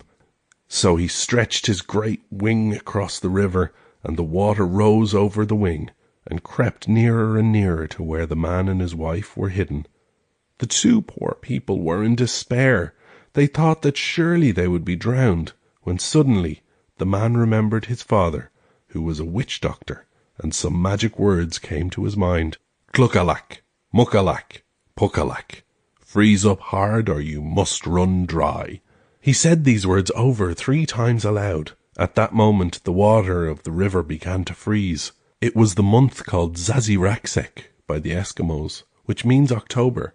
At last the river froze so hard and solid that the bird's wing was frozen fast into the ice, and he could not pull it out. Then the husband killed the wicked bird, and plucking one of the long feathers from its wing for a charm, took his wife safely home without any further trouble. They brought the old grandmother and little girl to live with them, and they were all happy the whole winter long, with the meat of the big bird for food. The treacherous crow and his cousin, the mink. Long ago, a crow and a mink lived together. The crow called the mink his cousin. They made a little cabin where there was a sandbar and willows. In summertime, when the weather was fine, they played together on the sandbar, which was bigger than any sandpile any children ever had. One day, they saw some dead salmon on the beach and the tracks of a brown bear. The crow said to the mink, his cousin, "What shall we do if the brown bear comes around here?" The mink answered, "We cannot catch that bear. He is bigger and stronger than we are. He will kill us." Then the crow laughed. "Ha ha! I know how to kill that bear. It is easy. Cousin, you will go inside the dead salmon, and I will put it in the bear's track." "Oh no," said the mink. "I am afraid. You go yourself into the salmon." But the crow was boss. "I do not wish to go into the salmon," he said. "You go yourself. I am bigger than you, and I have wings. I will put you into the salmon, and I will put the salmon in the bear's tracks. And don't you move one bit, even if you are scared. I will tell you what to do. If the bear comes, keep very still. If he opens his mouth to bite, you just jump down his throat and go in as far as you can. Bite him hard inside, and then he will drop dead." The mink was terribly afraid, but the crow said, "I will help you. When the bear drops dead, I will run out of my hiding place and cut a little door in his side with my knife, and you will jump out. If you do that, we will live well and have lots of meat to eat all winter." The poor mink looked very sad indeed. He did not dare to refuse to do what the crow told him. "All right," said the mink. "I will do it, but I know that I shall die." The crow went to work to prepare the big fish. He skinned it nicely, and when it was ready, put his cousin, the mink, inside of it and laid it where the bear track was. The mink was terribly frightened inside the salmon because he knew the bear would eat him up. The crow hid among the willows and watched his cousin. After a while the bear came around by the same track, looking for a fish to eat, and saw the salmon. First he sniffed at it, and noticed that it smelled a little different, but very good. Then he sniffed again, and being very hungry, he opened his big mouth wide, and the mink popped right down his throat. Down he went, down as far as he could jump, biting hard all the time. The crow was watching from the willows, and pretty soon the bear danced around on his hind legs and fell to the ground. Quickly the crow flew to the bear, and with his little knife cut a door for the poor frightened mink to jump out of. "See," said the crow, "I told you it was easy to kill the big bear. Now we have killed him, we will have meat all winter, and will not have to go out to hunt in bad weather." The mink said nothing, but went to work to help the crow fix the bear into fine steaks. They dried the meat and hung it up, and there was enough to feed the whole village. One night the crow said to the mink, "Cousin, once upon a time, in the olden days, people of one village used to invite the people of another village to come to a feast and dance. I should like to do that myself." "Why," said the mink, "I have never heard of that before. I don't know what that would be like, but I should love to see it." "We will do it," said the crow. "We have plenty of fine bear meat for everyone, and we will give a party. I will tell you what to do, cousin, and tomorrow you will start, but you must just do what I tell you." Then they went to sleep, and early in the morning the crow sent his cousin to the sea. "You walk until you come to a village," he said, "but don't stop at that one. Go right on until you come to a second village. Pass that one also. When you come to a third village, stop, and the people will ask you where you come from. Say to them, 'I come from a big village. We have a chief in our village, and he has sent me to invite you all to his big dance.' If they ask you what kind of chief you have, don't tell them it's a crow, because if you tell them that, no one will come. Just say we have a fine chief." The mink jumped onto the ice and went toward the sea. He went on until he came to a village, but he did not stop at that one. He passed it, as his cousin had told him to do, and went on again. Then he came to the second village, but he passed that one too, and at last came to a third village. Here he stopped, and the people were happy when he gave them his cousin's invitation. Everybody in the village wanted to go to the feast, and the next morning they all started off. When they passed the first village where the crow had told the mink not to stop, 2 people came out and asked if they might go also. The mink said, "No, we do not want you," but they came anyway. Just before dark, the mink got home to the crow. What was his surprise to see a fine village where he had left only a cabin the day before, and a lot of people coming out to meet him and his guests. The mink saw his crow cousin standing by a crowd of people, all dressed up in fine clothes, looking very fine indeed. The crow was so happy to see the mink coming with the people of the sea village that he started up a great shout. They all shouted loudly, and the crow, in his excitement, forgetting that he was a crow, tried to shout with them, but all he could say was, "Caw! Caw!" The 2 people from the first village, who had not been invited, were watching very closely to see what sort of people these were who gave this great feast, and when they heard the crow shouting, "Caw! Caw!" they called, "Look out, friends! We see that the chief of this village is a crow." Then the crow spoke up and said, "I am not a crow, people. Don't be afraid. I promise you a good time. We will dance tonight only, and then I will send you home." Before the dance they had some races. The marten came first, then the wolf, then the lynx. The Arctic hare came fourth, and fifth, the fox. The Arctic hare could have won first prize if he had wanted to, but he kept sitting down every minute. One of the people, a muskrat, had not come back from the race when the dance started, and when he came in, all hot and tired, the people laughed and made fun of him. That made him so angry that he was in a great temper, but the crow said, "Don't you mind them, you are all right," so he felt better about it. Before the dance started, the crow stood up on top of the house and called out, "People, I am going to do something fine for you. I'm going to rub some oil on your eyes that will make you all see every animal when you go hunting. Last fall, I killed a bear, and the oil is from that bear." At this, the mink was in a terrible rage, because the crow did not tell them that it was he who had killed the bear, and he began to shout, "He lies! He lies! He did not kill the bear. I killed it myself." Well, the crow was so embarrassed and surprised when he heard his cousin say this that he fell right down from the top of the house where he had been standing. The mink, too, was terribly sorry he had spoken so hastily, and he called out to the crow, "Oh, dear cousin, forgive me. I did not mean to. I was only jealous. People listened to me. I did not kill the bear at all. My cousin told the truth. He really killed that bear." Then the crow was happy again, and flew back to his high perch, where he recovered his dignity. Then the people began to ask about the oil, and all stepped up to the crow in turn, and he put it on their eyes. The two people from the first village were watching the crow all the time, and suddenly one of them jumped up and began to shout, "Stop, people, stop! He is putting glue on your eyes!" There was great excitement, and the people tried to open their eyes, but could not, for their eyes were stuck together with glue. All at once, salt water began to pour into the house, and everyone rushed to get out of the door, but their eyes were glued, so they could not see the hole to go out. Now the crow took a big stick, and the mink one also, and all the crow's people armed themselves with big sticks, and killed all the people the mink had gone to sea to invite, and who turned out to be seals after all. Then the treacherous and tricky crow gave one of the seals to each of his own people, and sent them home. This is how the crow got the name of being the trickiest of all the birds, and no animal really likes him, because they know they cannot trust him. Good and bad weather.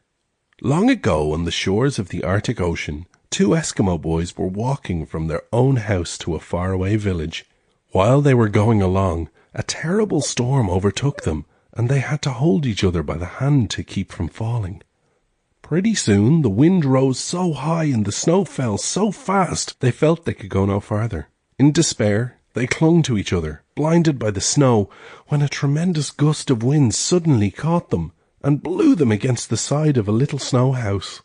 How glad they were to find shelter. Inside the house was an old woman, living all alone. She was very kind and invited them to sit down and rest. Then she gave them something to eat, and told them that she was going out. "Do not look after me to see what I am doing," said she, "or you will be sorry." She put on her parka and mukluks, and took her stone skin scraper in her hand, and went out to the door. The Eskimo women have a scraper, which they use to scrape the flesh or meat from the skin of the animals they prepare for clothing. This scraper is somewhat the shape of a carpenter's plane.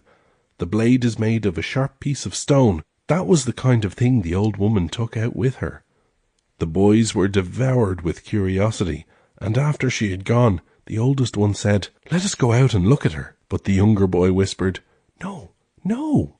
He was afraid, but his brother was determined to see what the old woman was doing out there with her knife, so he persuaded the little one to creep softly to the door with him and peek out. Where do you think the old woman was? And what do you think she was doing?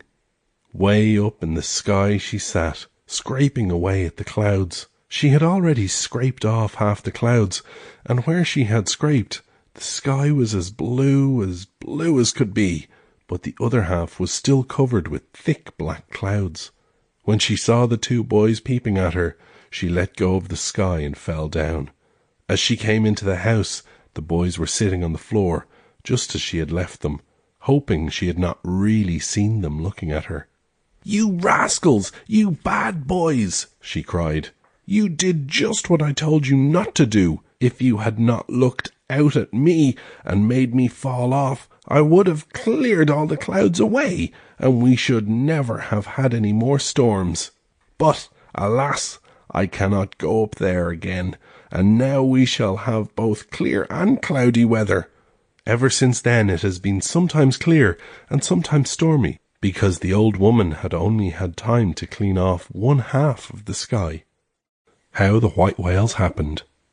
Long, long ago, on St. Lawrence Island, there lived with his grandmother a little blind orphan boy.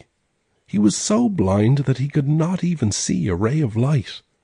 The grandmother was a wicked old witch and treated him very badly. They were frightfully poor and had to eat muskrats, for they had no one to go hunting food for them. One day the old woman came in very much excited because she had seen a polar bear with 2 cubs. Now you must understand that the bear cubs are the baby bears, and are nice and round and plump and juicy and covered with white fluffy fur. The grandmother smacked her lips at the thought of those delicious little bears. After grumbling about for a while and scolding the boy because he could not see to go hunting, she handed him a strong bow made from driftwood and some fine arrows tipped with bone, and told him to go out and kill those bears. "But, grandmother," said he, "how can I kill the bears when I cannot see to shoot them?" "Come out and I will show you," and she shoved him out of the house. They sat down outside and waited for Mother Bear to come by with her babies. The grandmother told the boy to hold the arrow pointed straight in front of him, and that she would tell him when to let it fly. They waited a long time for the bears to come, and just as he was getting so tired he feared he would drop the heavy bow, who should come sauntering slowly along but Mother Bear and her 2 frisky babies. Just as they passed the very spot at which the blind boy was aiming, his grandmother whispered, "Shoot!" and he let fly the arrow. One by one he killed all 3 bears in this way. Of course the poor little fellow could not see the bears at all, and was not sure that he had killed them, but when he asked her, the old witch would tell him nothing. She only scolded him and shoved him into the house. Saying that she was going to gather sticks for the fire, she took her big knife with a green jade blade and walrus ivory handle and went out to skin the bears.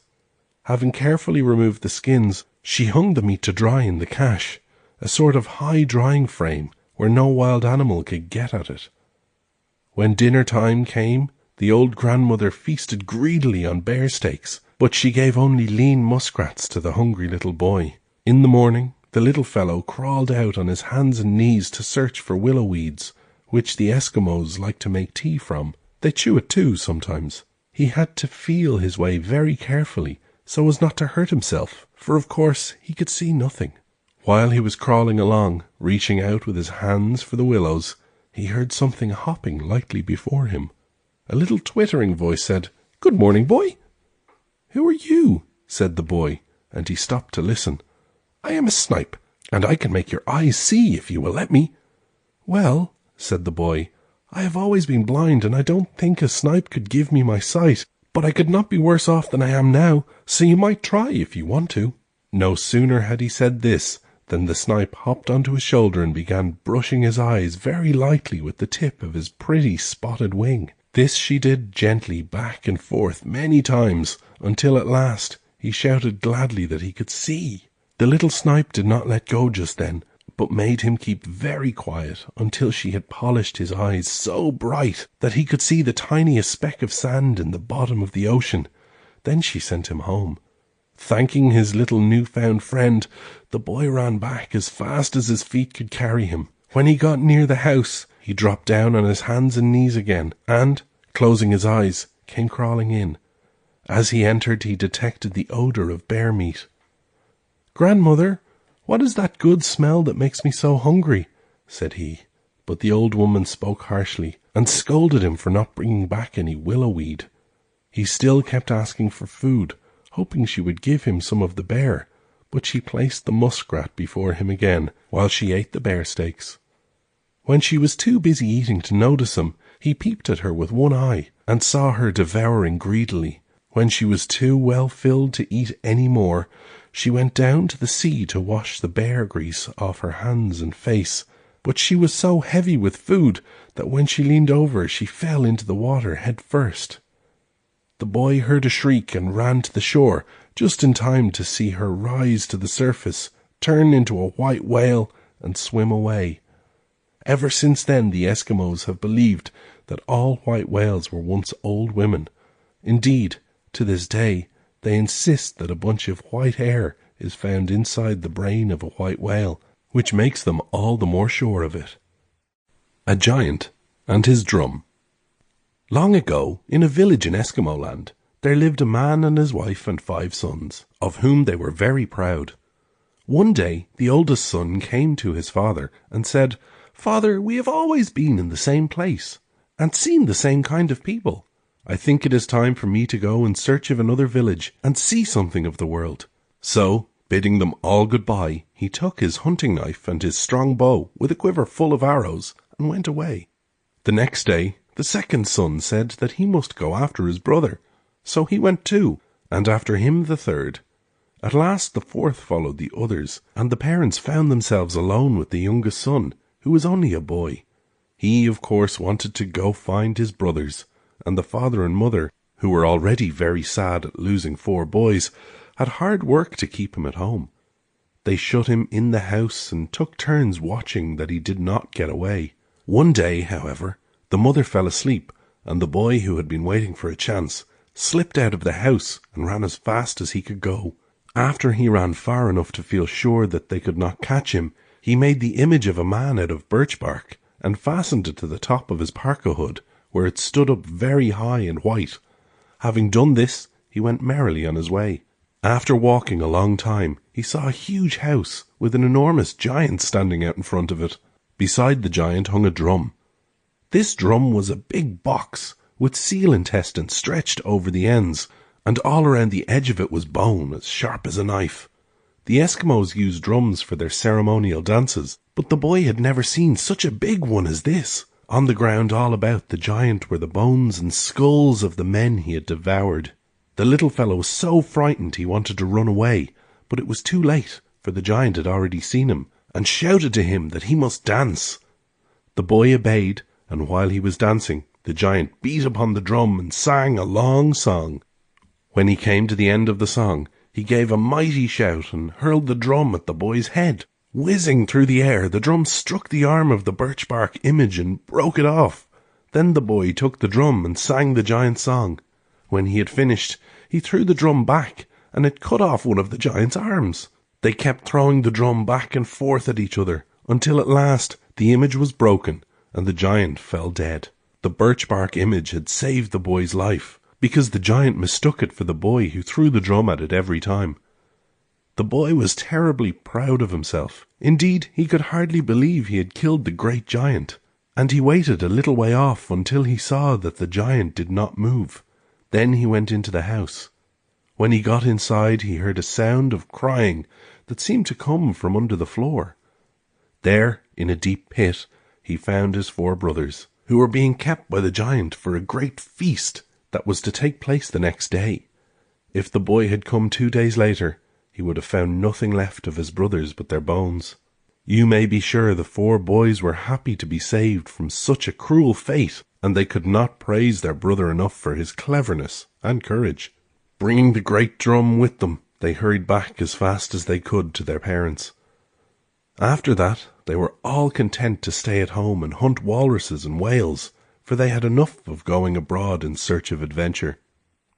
Lovick and Cyrenaic. Long ago, on St. Lawrence Island in the Bering Sea, there lived a strong man named Lovick. The man was very bad indeed. He was a big bully. Whenever any of his neighbours went hunting, Lovick would take away whatever they had killed as soon as they had hauled it over the ice to the shore. Everyone in the village was afraid of this man, who took away all their food, and who was so strong no one could beat him. The people did not know what to do, and were almost afraid to go hunting at all, for Lovick was sure to find them and take away their game. Now, in this village there lived an orphan boy with his uncle. The boy's name was Cyrenaic, and he was so poor he had scarcely any clothes to wear and almost no food to eat. One night at the Casca, Cyrenaic heard the people talking about Lovick. They hardly dared to speak aloud, and Cyrenaic had to creep up close to his uncle to hear what they were saying. But he heard enough to make him feel very sorry for all the people, and determined to do something to help them get rid of such a bad man. When his uncle reached home, Cyrenaic begged for some clothes and weapons that he might go hunting. At first his uncle refused, saying, "No, Cyrenaic, what would a little boy like you do if Lovick came along?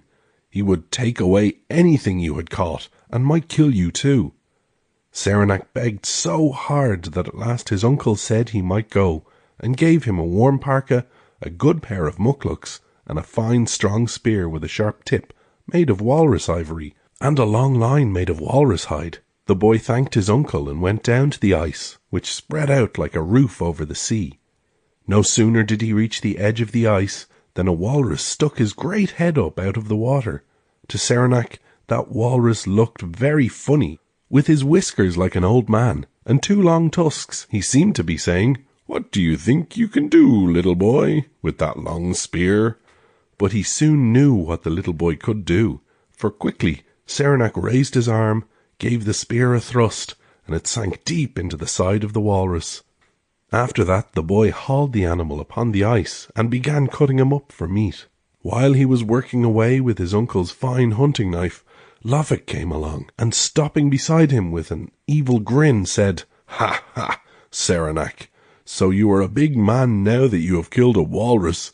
It is good of you to go hunting for me. I will take the head now, and the meat later." Saranac said not a word, but went on with his work, just as though he had heard nothing at all. This surprised Lovick, whose stupid big face took on a puzzled expression. He had never been treated like that before. Usually people jumped and looked scared when he shouted at them. Coming a little nearer, he roared at Saranac, "Boy, don't you hear me? Hand me that walrus head." Saranac paid no attention at all, until Lovick was almost on top of him. Then suddenly, springing to his feet, he flung the surprised Lovick into the deep water between the floes of ice. After a while, Lovick came to the top, puffing and blowing like a whale. Every time he stuck his head out of the water, there was Saranac with his big spear.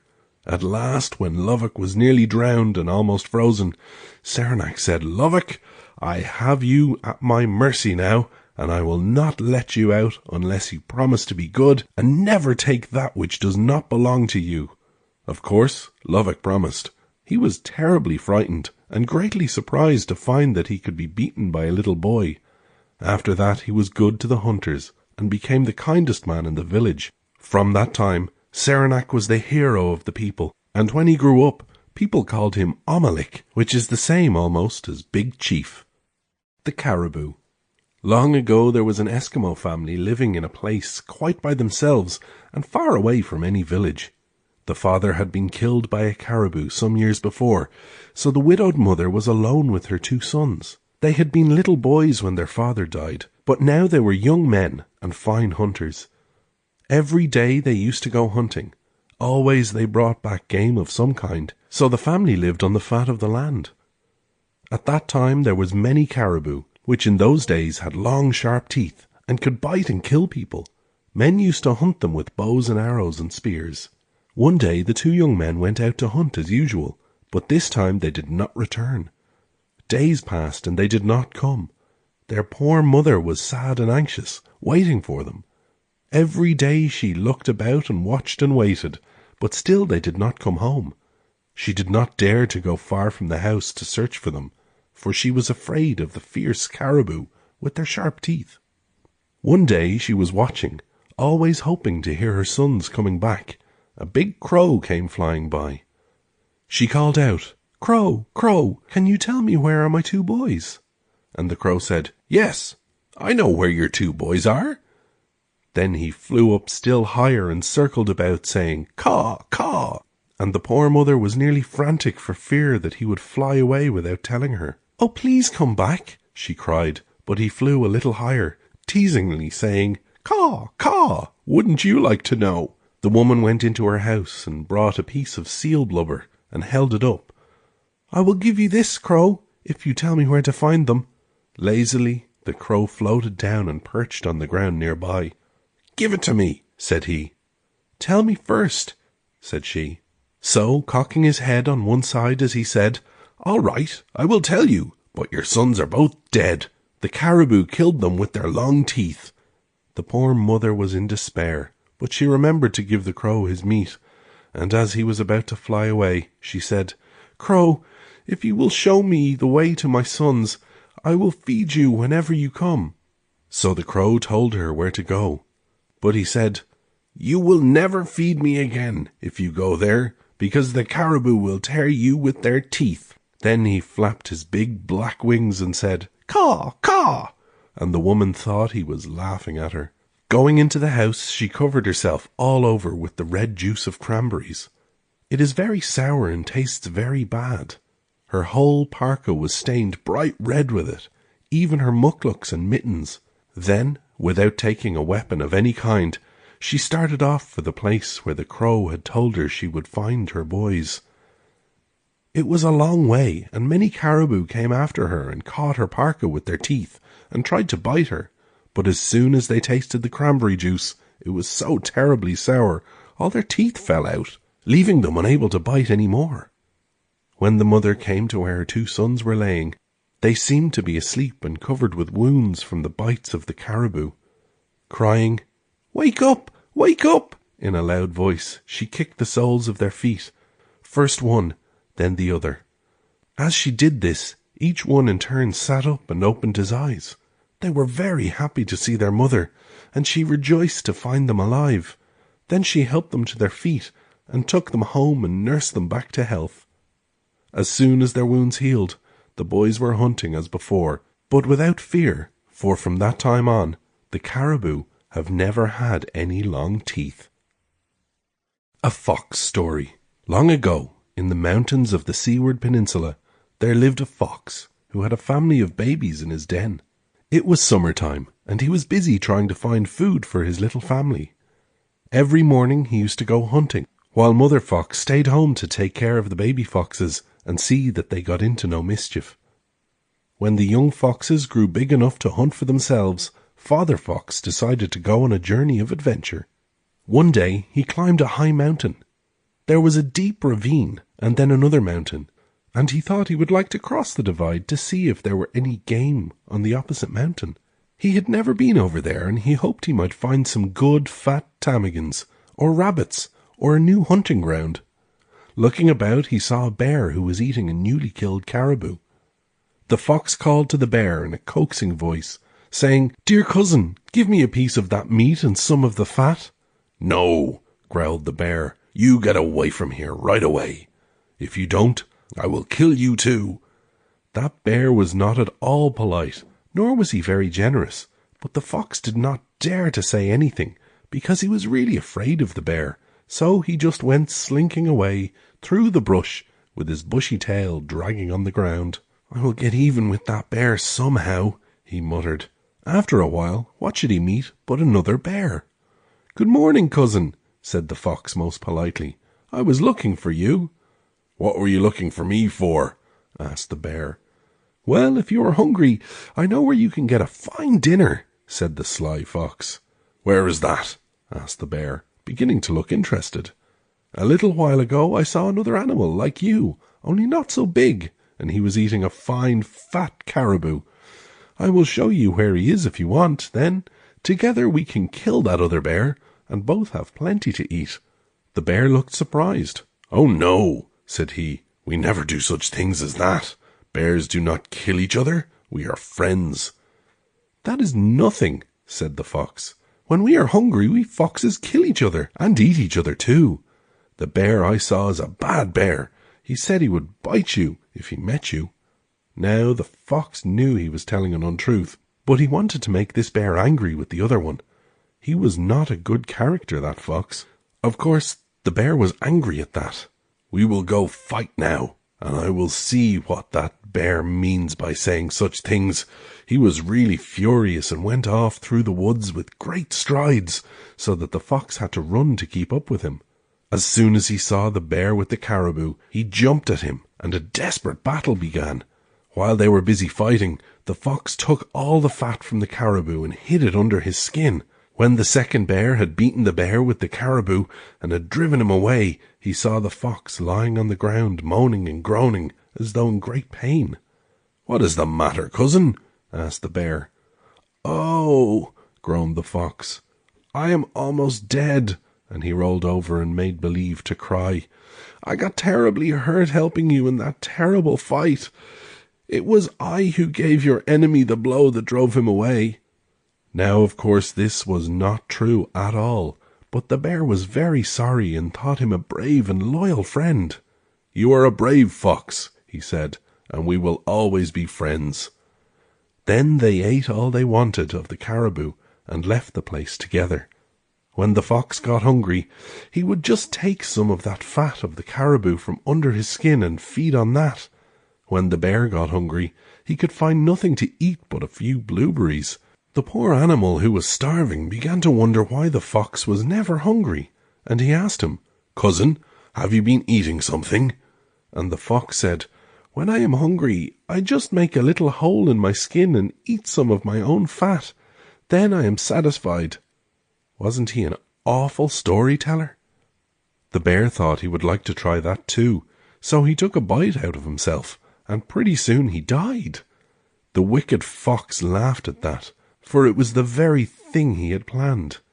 He was pleased to have the bear to eat, and removing the fat from his one-time friend, he stuffed it under his own skin, and for a long while lived not on the fat of the land, as they say, but on the fat of the companion who trusted and admired him. Winter was coming. The day was growing dark and cold, and Mr. Sly Fox was beginning to get hungry again. He wondered what he should do for food, and began to hunt about the woods. One day he met a wolf, who was also in search of food. The wolf asked him, "Fox, Fox, where have you been?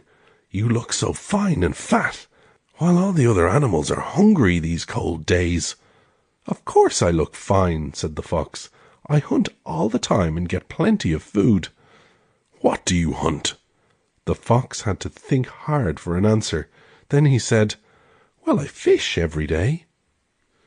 It was winter then, and so far north the days were very short. The sun got up late in the morning and went to bed again in about 3 hours. Even then he didn't get far up in the sky, but hung low like a great big red balloon on the horizon. The wolf asked the fox where he was getting all that fish. The fox answered, "Oh, I have a big lake where I get all the fish I want. I will show it to you if you would like me to." And he asked the wolf if they had any hooks to fish with. "No," said the wolf, "I have no fish hooks because I never fish. I don't know how." "I will make you a hook, and I will show you how to fish. It is easy," said the fox. Then he took some of the dried grass which is used by the Eskimo women for making baskets. Weaving a rope out of it, he put a piece of stone on the end, and he and the wolf went fishing like the best of friends. When they reached the lake, the fox made a hole in the ice and told the wolf to sit near the hole and to drop the stone into the water through the hole, then to keep moving it up and down by the string. "Now," said the fox, "you must remain the whole day moving that string up and down. When the sun sets, you will get fish." The fox stayed, playing about, watching the wolf, who sat patiently by the hole, splashing the stone up and down in the water. Pretty soon the fox saw the wolf's big bushy tail was getting covered with water. Now it was getting colder every minute and almost dark, and at last the fox saw that the wolf's tail was freezing fast to the ice of the lake. Then he began to laugh out loud. "Ha, ha, ha!" The wolf looked around suspiciously to see if the fox was laughing at him, as he was beginning to get cross. He was tired anyway of sitting there, joggling that line up and down all day. "What are you laughing at, fox?" he said. "Are you trying to trick me like you do everyone?" Mr. Sly Fox put on a very surprised and sorry face. "Oh no," said he, "I wouldn't think of doing such a thing. I was just laughing with joy at the thought of all the fine white fish we will soon have for supper." Then he began to play around the wolf, and soon he laughed. "Ha, ha, ha! Oh my! I will have plenty to eat now." The wolf turned with an angry snarl, showing his long fangs. "What? Are you talking about me? Do you think you will eat me? We will see."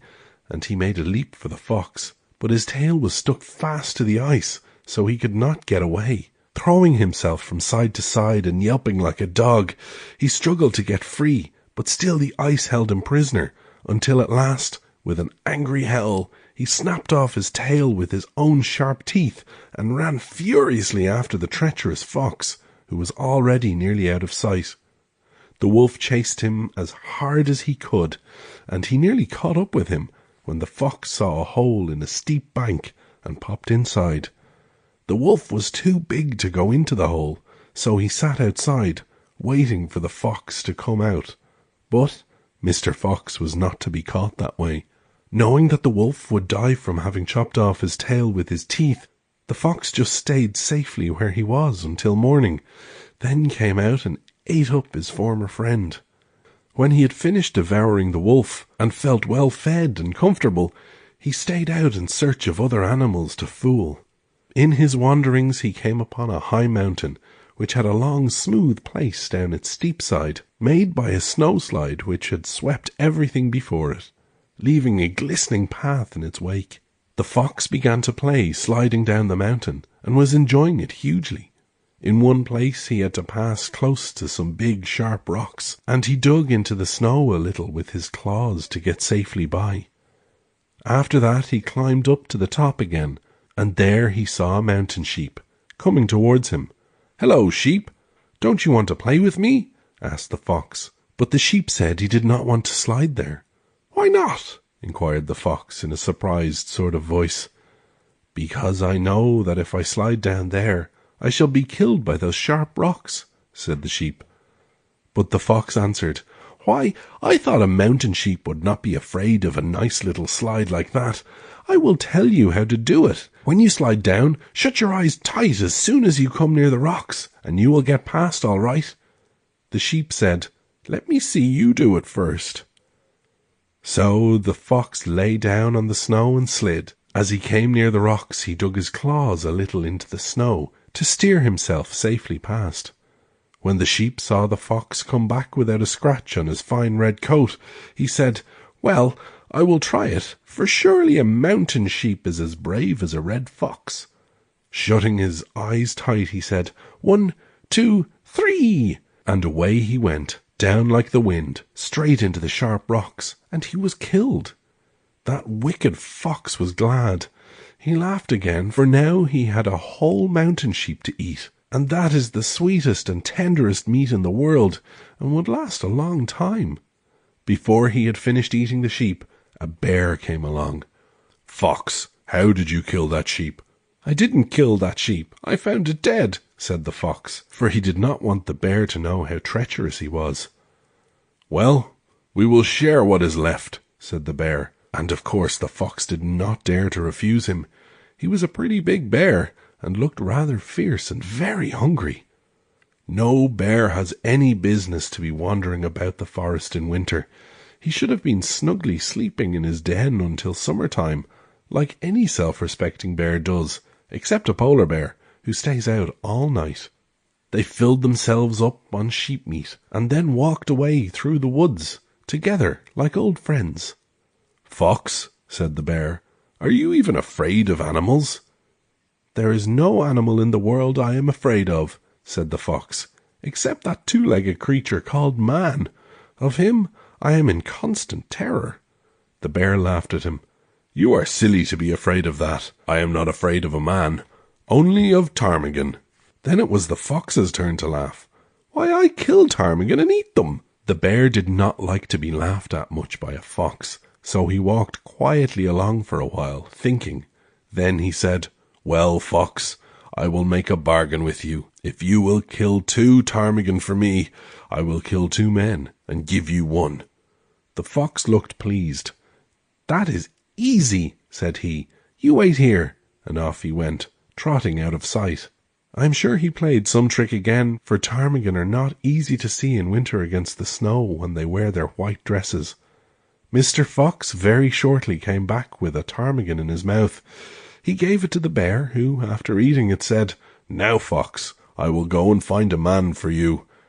For 2 whole days the fox waited for the bear, and the bear did not come back. Then the fox felt sure that the bear had been killed, and he wanted to see how the man had killed him. Closely following the bear's tracks, he found the tracks of 2 men also. The fox was really scared at the sight of the men's tracks. He was terribly afraid of men, and he began to be sorry that he had been so wicked and had killed so many of his friends. Sneaking through the woods with his tail dragging, He passed near a trap, which he could smell for a long distance. It was so dirty. There was no danger of his being caught in that trap. He said to himself, "That man is lazy. He will never catch any animals in his dirty traps. A lazy man will never catch anything." After a while he passed another trap, but this one had been set out hastily, so the fox got the bait without getting caught. "That man is lazy too," said the fox, "for he gets up late in the morning to put out his trap. These men are stupid creatures anyway. I don't believe I'm afraid of them after all." Just as he said this, snap! Mr. Smart Fox was caught at last. "Ah!" sighed the fox. "This is one man who is not lazy. His trap is clean. I could neither smell it nor see it. I am caught now." So this is what happened to the bad fox who had killed so many animals. It never pays to be treacherous. One should always be loyal to one's friends. Miarakpuk. Long ago, near the mouth of the Coppermine River, which flows into the Arctic River, there lived an enormous giant whose name was Miarakpuk, which in the Eskimo language means giant. His cave was not far from an Eskimo village, and he kept the people of that village in constant terror, because when he could not get enough whale meat or seal to eat, he would capture the little children and eat them up. One fine day in the autumn, a band of children went out from the village to gather berries. There were different sorts of berries all about there that were good to eat: blueberries, low bush cranberries, salmon berries, and still others. The mothers put these berries away so that they would have something good during the long cold winters. Before starting, the children had been cautioned not to go near the giant's cave. But the sun was bright and warm, and the farther they got from home, the bigger and sweeter the berries seemed to grow. Then, too, they grow close to the ground, so that the children were looking down and not noticing where the footsteps were leading them. There was great rivalry as to which one would get the most berries. One little girl said, "Look at my basket. It is nearly full." And another one said, "Mine are the biggest berries." Then they all fell to quarreling about their berries, and no one thought of the giant, until suddenly a big voice roared at them, and there he stood. Before they had time to recover from their surprise and run away, the giant gathered them all up in his immense hands and popped them into his big parka. Then, laughing loudly, he threw the coat over his shoulder and carried them to his cave. Poor little things! They writhed and wriggled and screamed and cried, but it did them no good at all. The giant only laughed the louder. "Oh, if we had only paid attention to our parents," cried one little boy, "we would not have come near the cave. Now the giant will eat us up." They all fell to weeping bitterly, saying they would never be disobedient again, if only they could get away from the giant. Just outside of the cave was a tall post with the giant's totem, which was a large whale. Miarakpuk tied the parka to the post and left it hanging there. Pretty soon one of the children saw a bird fly by. They all began to sing, "Please come and set us free, for if we must stay here then eaten up we'll be." But the bird was a seagull, and flapping his beautiful grey wings, he sailed past them as though he heard nothing. Then they all fell to crying again. After a while, a weasel came along, and they started again to sing, "O weasel, if you are kind, please come and set us free, for if we must stay here then eaten up we'll be." But the weasel went along about his business, and never even turned his head around. Then the children spied some little mice playing around the foot of the post, and sang their song to them. But the wretched little creatures only frisked their little tails and scampered away. At last a fox came by, the kind called Cross Fox, because he had a beautiful dark cross on his back. When the fox reached the post, he stopped and sniffed the air and looked up.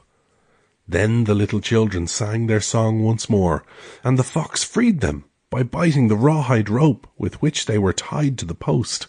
But there was one little girl who had fallen asleep, way down deep in one of the sleeves of the parka, and didn't hear the others when they tumbled out, which they did in such a hurry that they did not notice her absence. The fox, who was very wise, suggested that they fill the coat with the white reindeer moss, which grew so abundantly about them, so that the giant, seeing the coat so full, might think the children were still inside of it. Quickly they set to work and stuffed it out. Then, hearing the giant coming, hid themselves behind a clump of low bushes nearby and watched. Pretty soon he came striding along with a huge jade knife in his hand, which he was busily sharpening on a great boulder which he had picked up in front of his cave. He smacked his lips as he walked along, just as if he were tasting something good. When he came to the post, he raised the knife and slashed open one of the sleeves, saying, "Now, my little birds, you are going to make me a fine dainty for my dinner." When he said that, and a bunch of moss fell out of the sleeve instead of a nice tasty baby, Miarakpuk flew into a rage and stormed about the place and stamped his foot until the earth shook and the seismographs recorded an earthquake. Ask your parents what a seismograph is. Well, then the angry giant tore at the coat and the moss fell out and got into his hair and eyes. It blew about so, when suddenly out tumbled the frightened little girl from the end of the sleeve. Miarakpuk picked her up by the back of her dress and held her out with her legs and arms waving in the air, just as a person sometimes holds a kitten by the back of its neck. "Ha, ha!" roared the giant. "Now I've got you! But there's so little of you, I couldn't even make one good bite out of you." The little girl squirmed and kicked, and then she said, "Oh, please, Mr. Giant, if you only won't eat me, I will be good and work for you all my life and keep your house clean and do the cooking." So the giant carried her in and put her down on the floor. "If you dare to run away, I will throw you into the soup," he said, pointing to a huge stone pot. Then he made her take off her little parka and put on one of his, which dragged about her feet so that she could hardly move at all without falling down. After that, he tied her by a long rope made of walrus hide, which is very strong, so that she could go out of doors but could not possibly get away. While the giant was off hunting one day, the little girl's parents came looking for her and wanted to take her home at once, but she told them that the giant would surely come after her and destroy the whole village if they did that, so the parents planned a trick to fool the giant. The father and mother hid behind some bushes, and when the giant came home with a seal on his back, the child began to cry pitifully. "What is the matter with you?" said the giant. "You squeak like a mouse." "Oh, some of my old friends, the little children I used to play with, passed by picking berries, and they made fun of these clothes." Then she cried some more. "Well," said the giant, "stop that silly squalling and put on your own parka. You can't get away from me anyway, for I keep you tied all the time. But give me dinner first. I am hungry and would eat you if you were fat enough." The little girl placed a whole cooked seal before him, which he devoured as though it were a dainty lamb chop. Then she sang a little song and he went to sleep. He snored so loudly that the people thought it was thunder, which is very seldom heard so far north.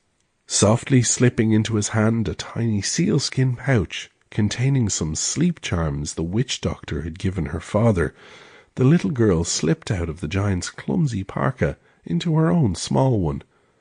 Taking a last look at the giant to make sure that he was fast asleep, she ran out to her father, who cut the rope with his hunting knife.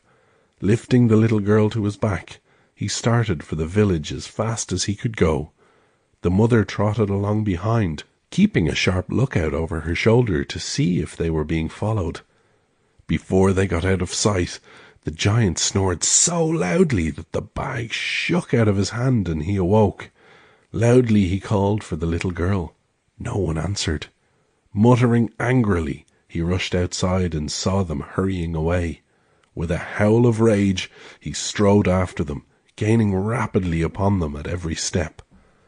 When the little girl saw that he was catching up with them, she slipped down from her father's back and struck the ground with her little fingers, saying some magic words that just came into her mind. Immediately a deep river flowed between the giant and her. It was so deep and wide that he could not cross it. The little girl and her parents sat on the side of the river to rest and watched the giant, who tried in vain to get across. After a while he called out to the little girl to tell him how to get over.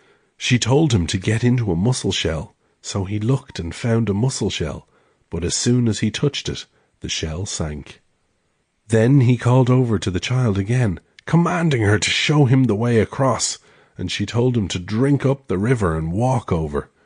Stooping down, the giant began to drink. He drank and drank until he was so full of water that he rolled right over into the river and was drowned. Then the little girl and her parents went home, and the people of the village were safe and happy once more. And so the winter is passing.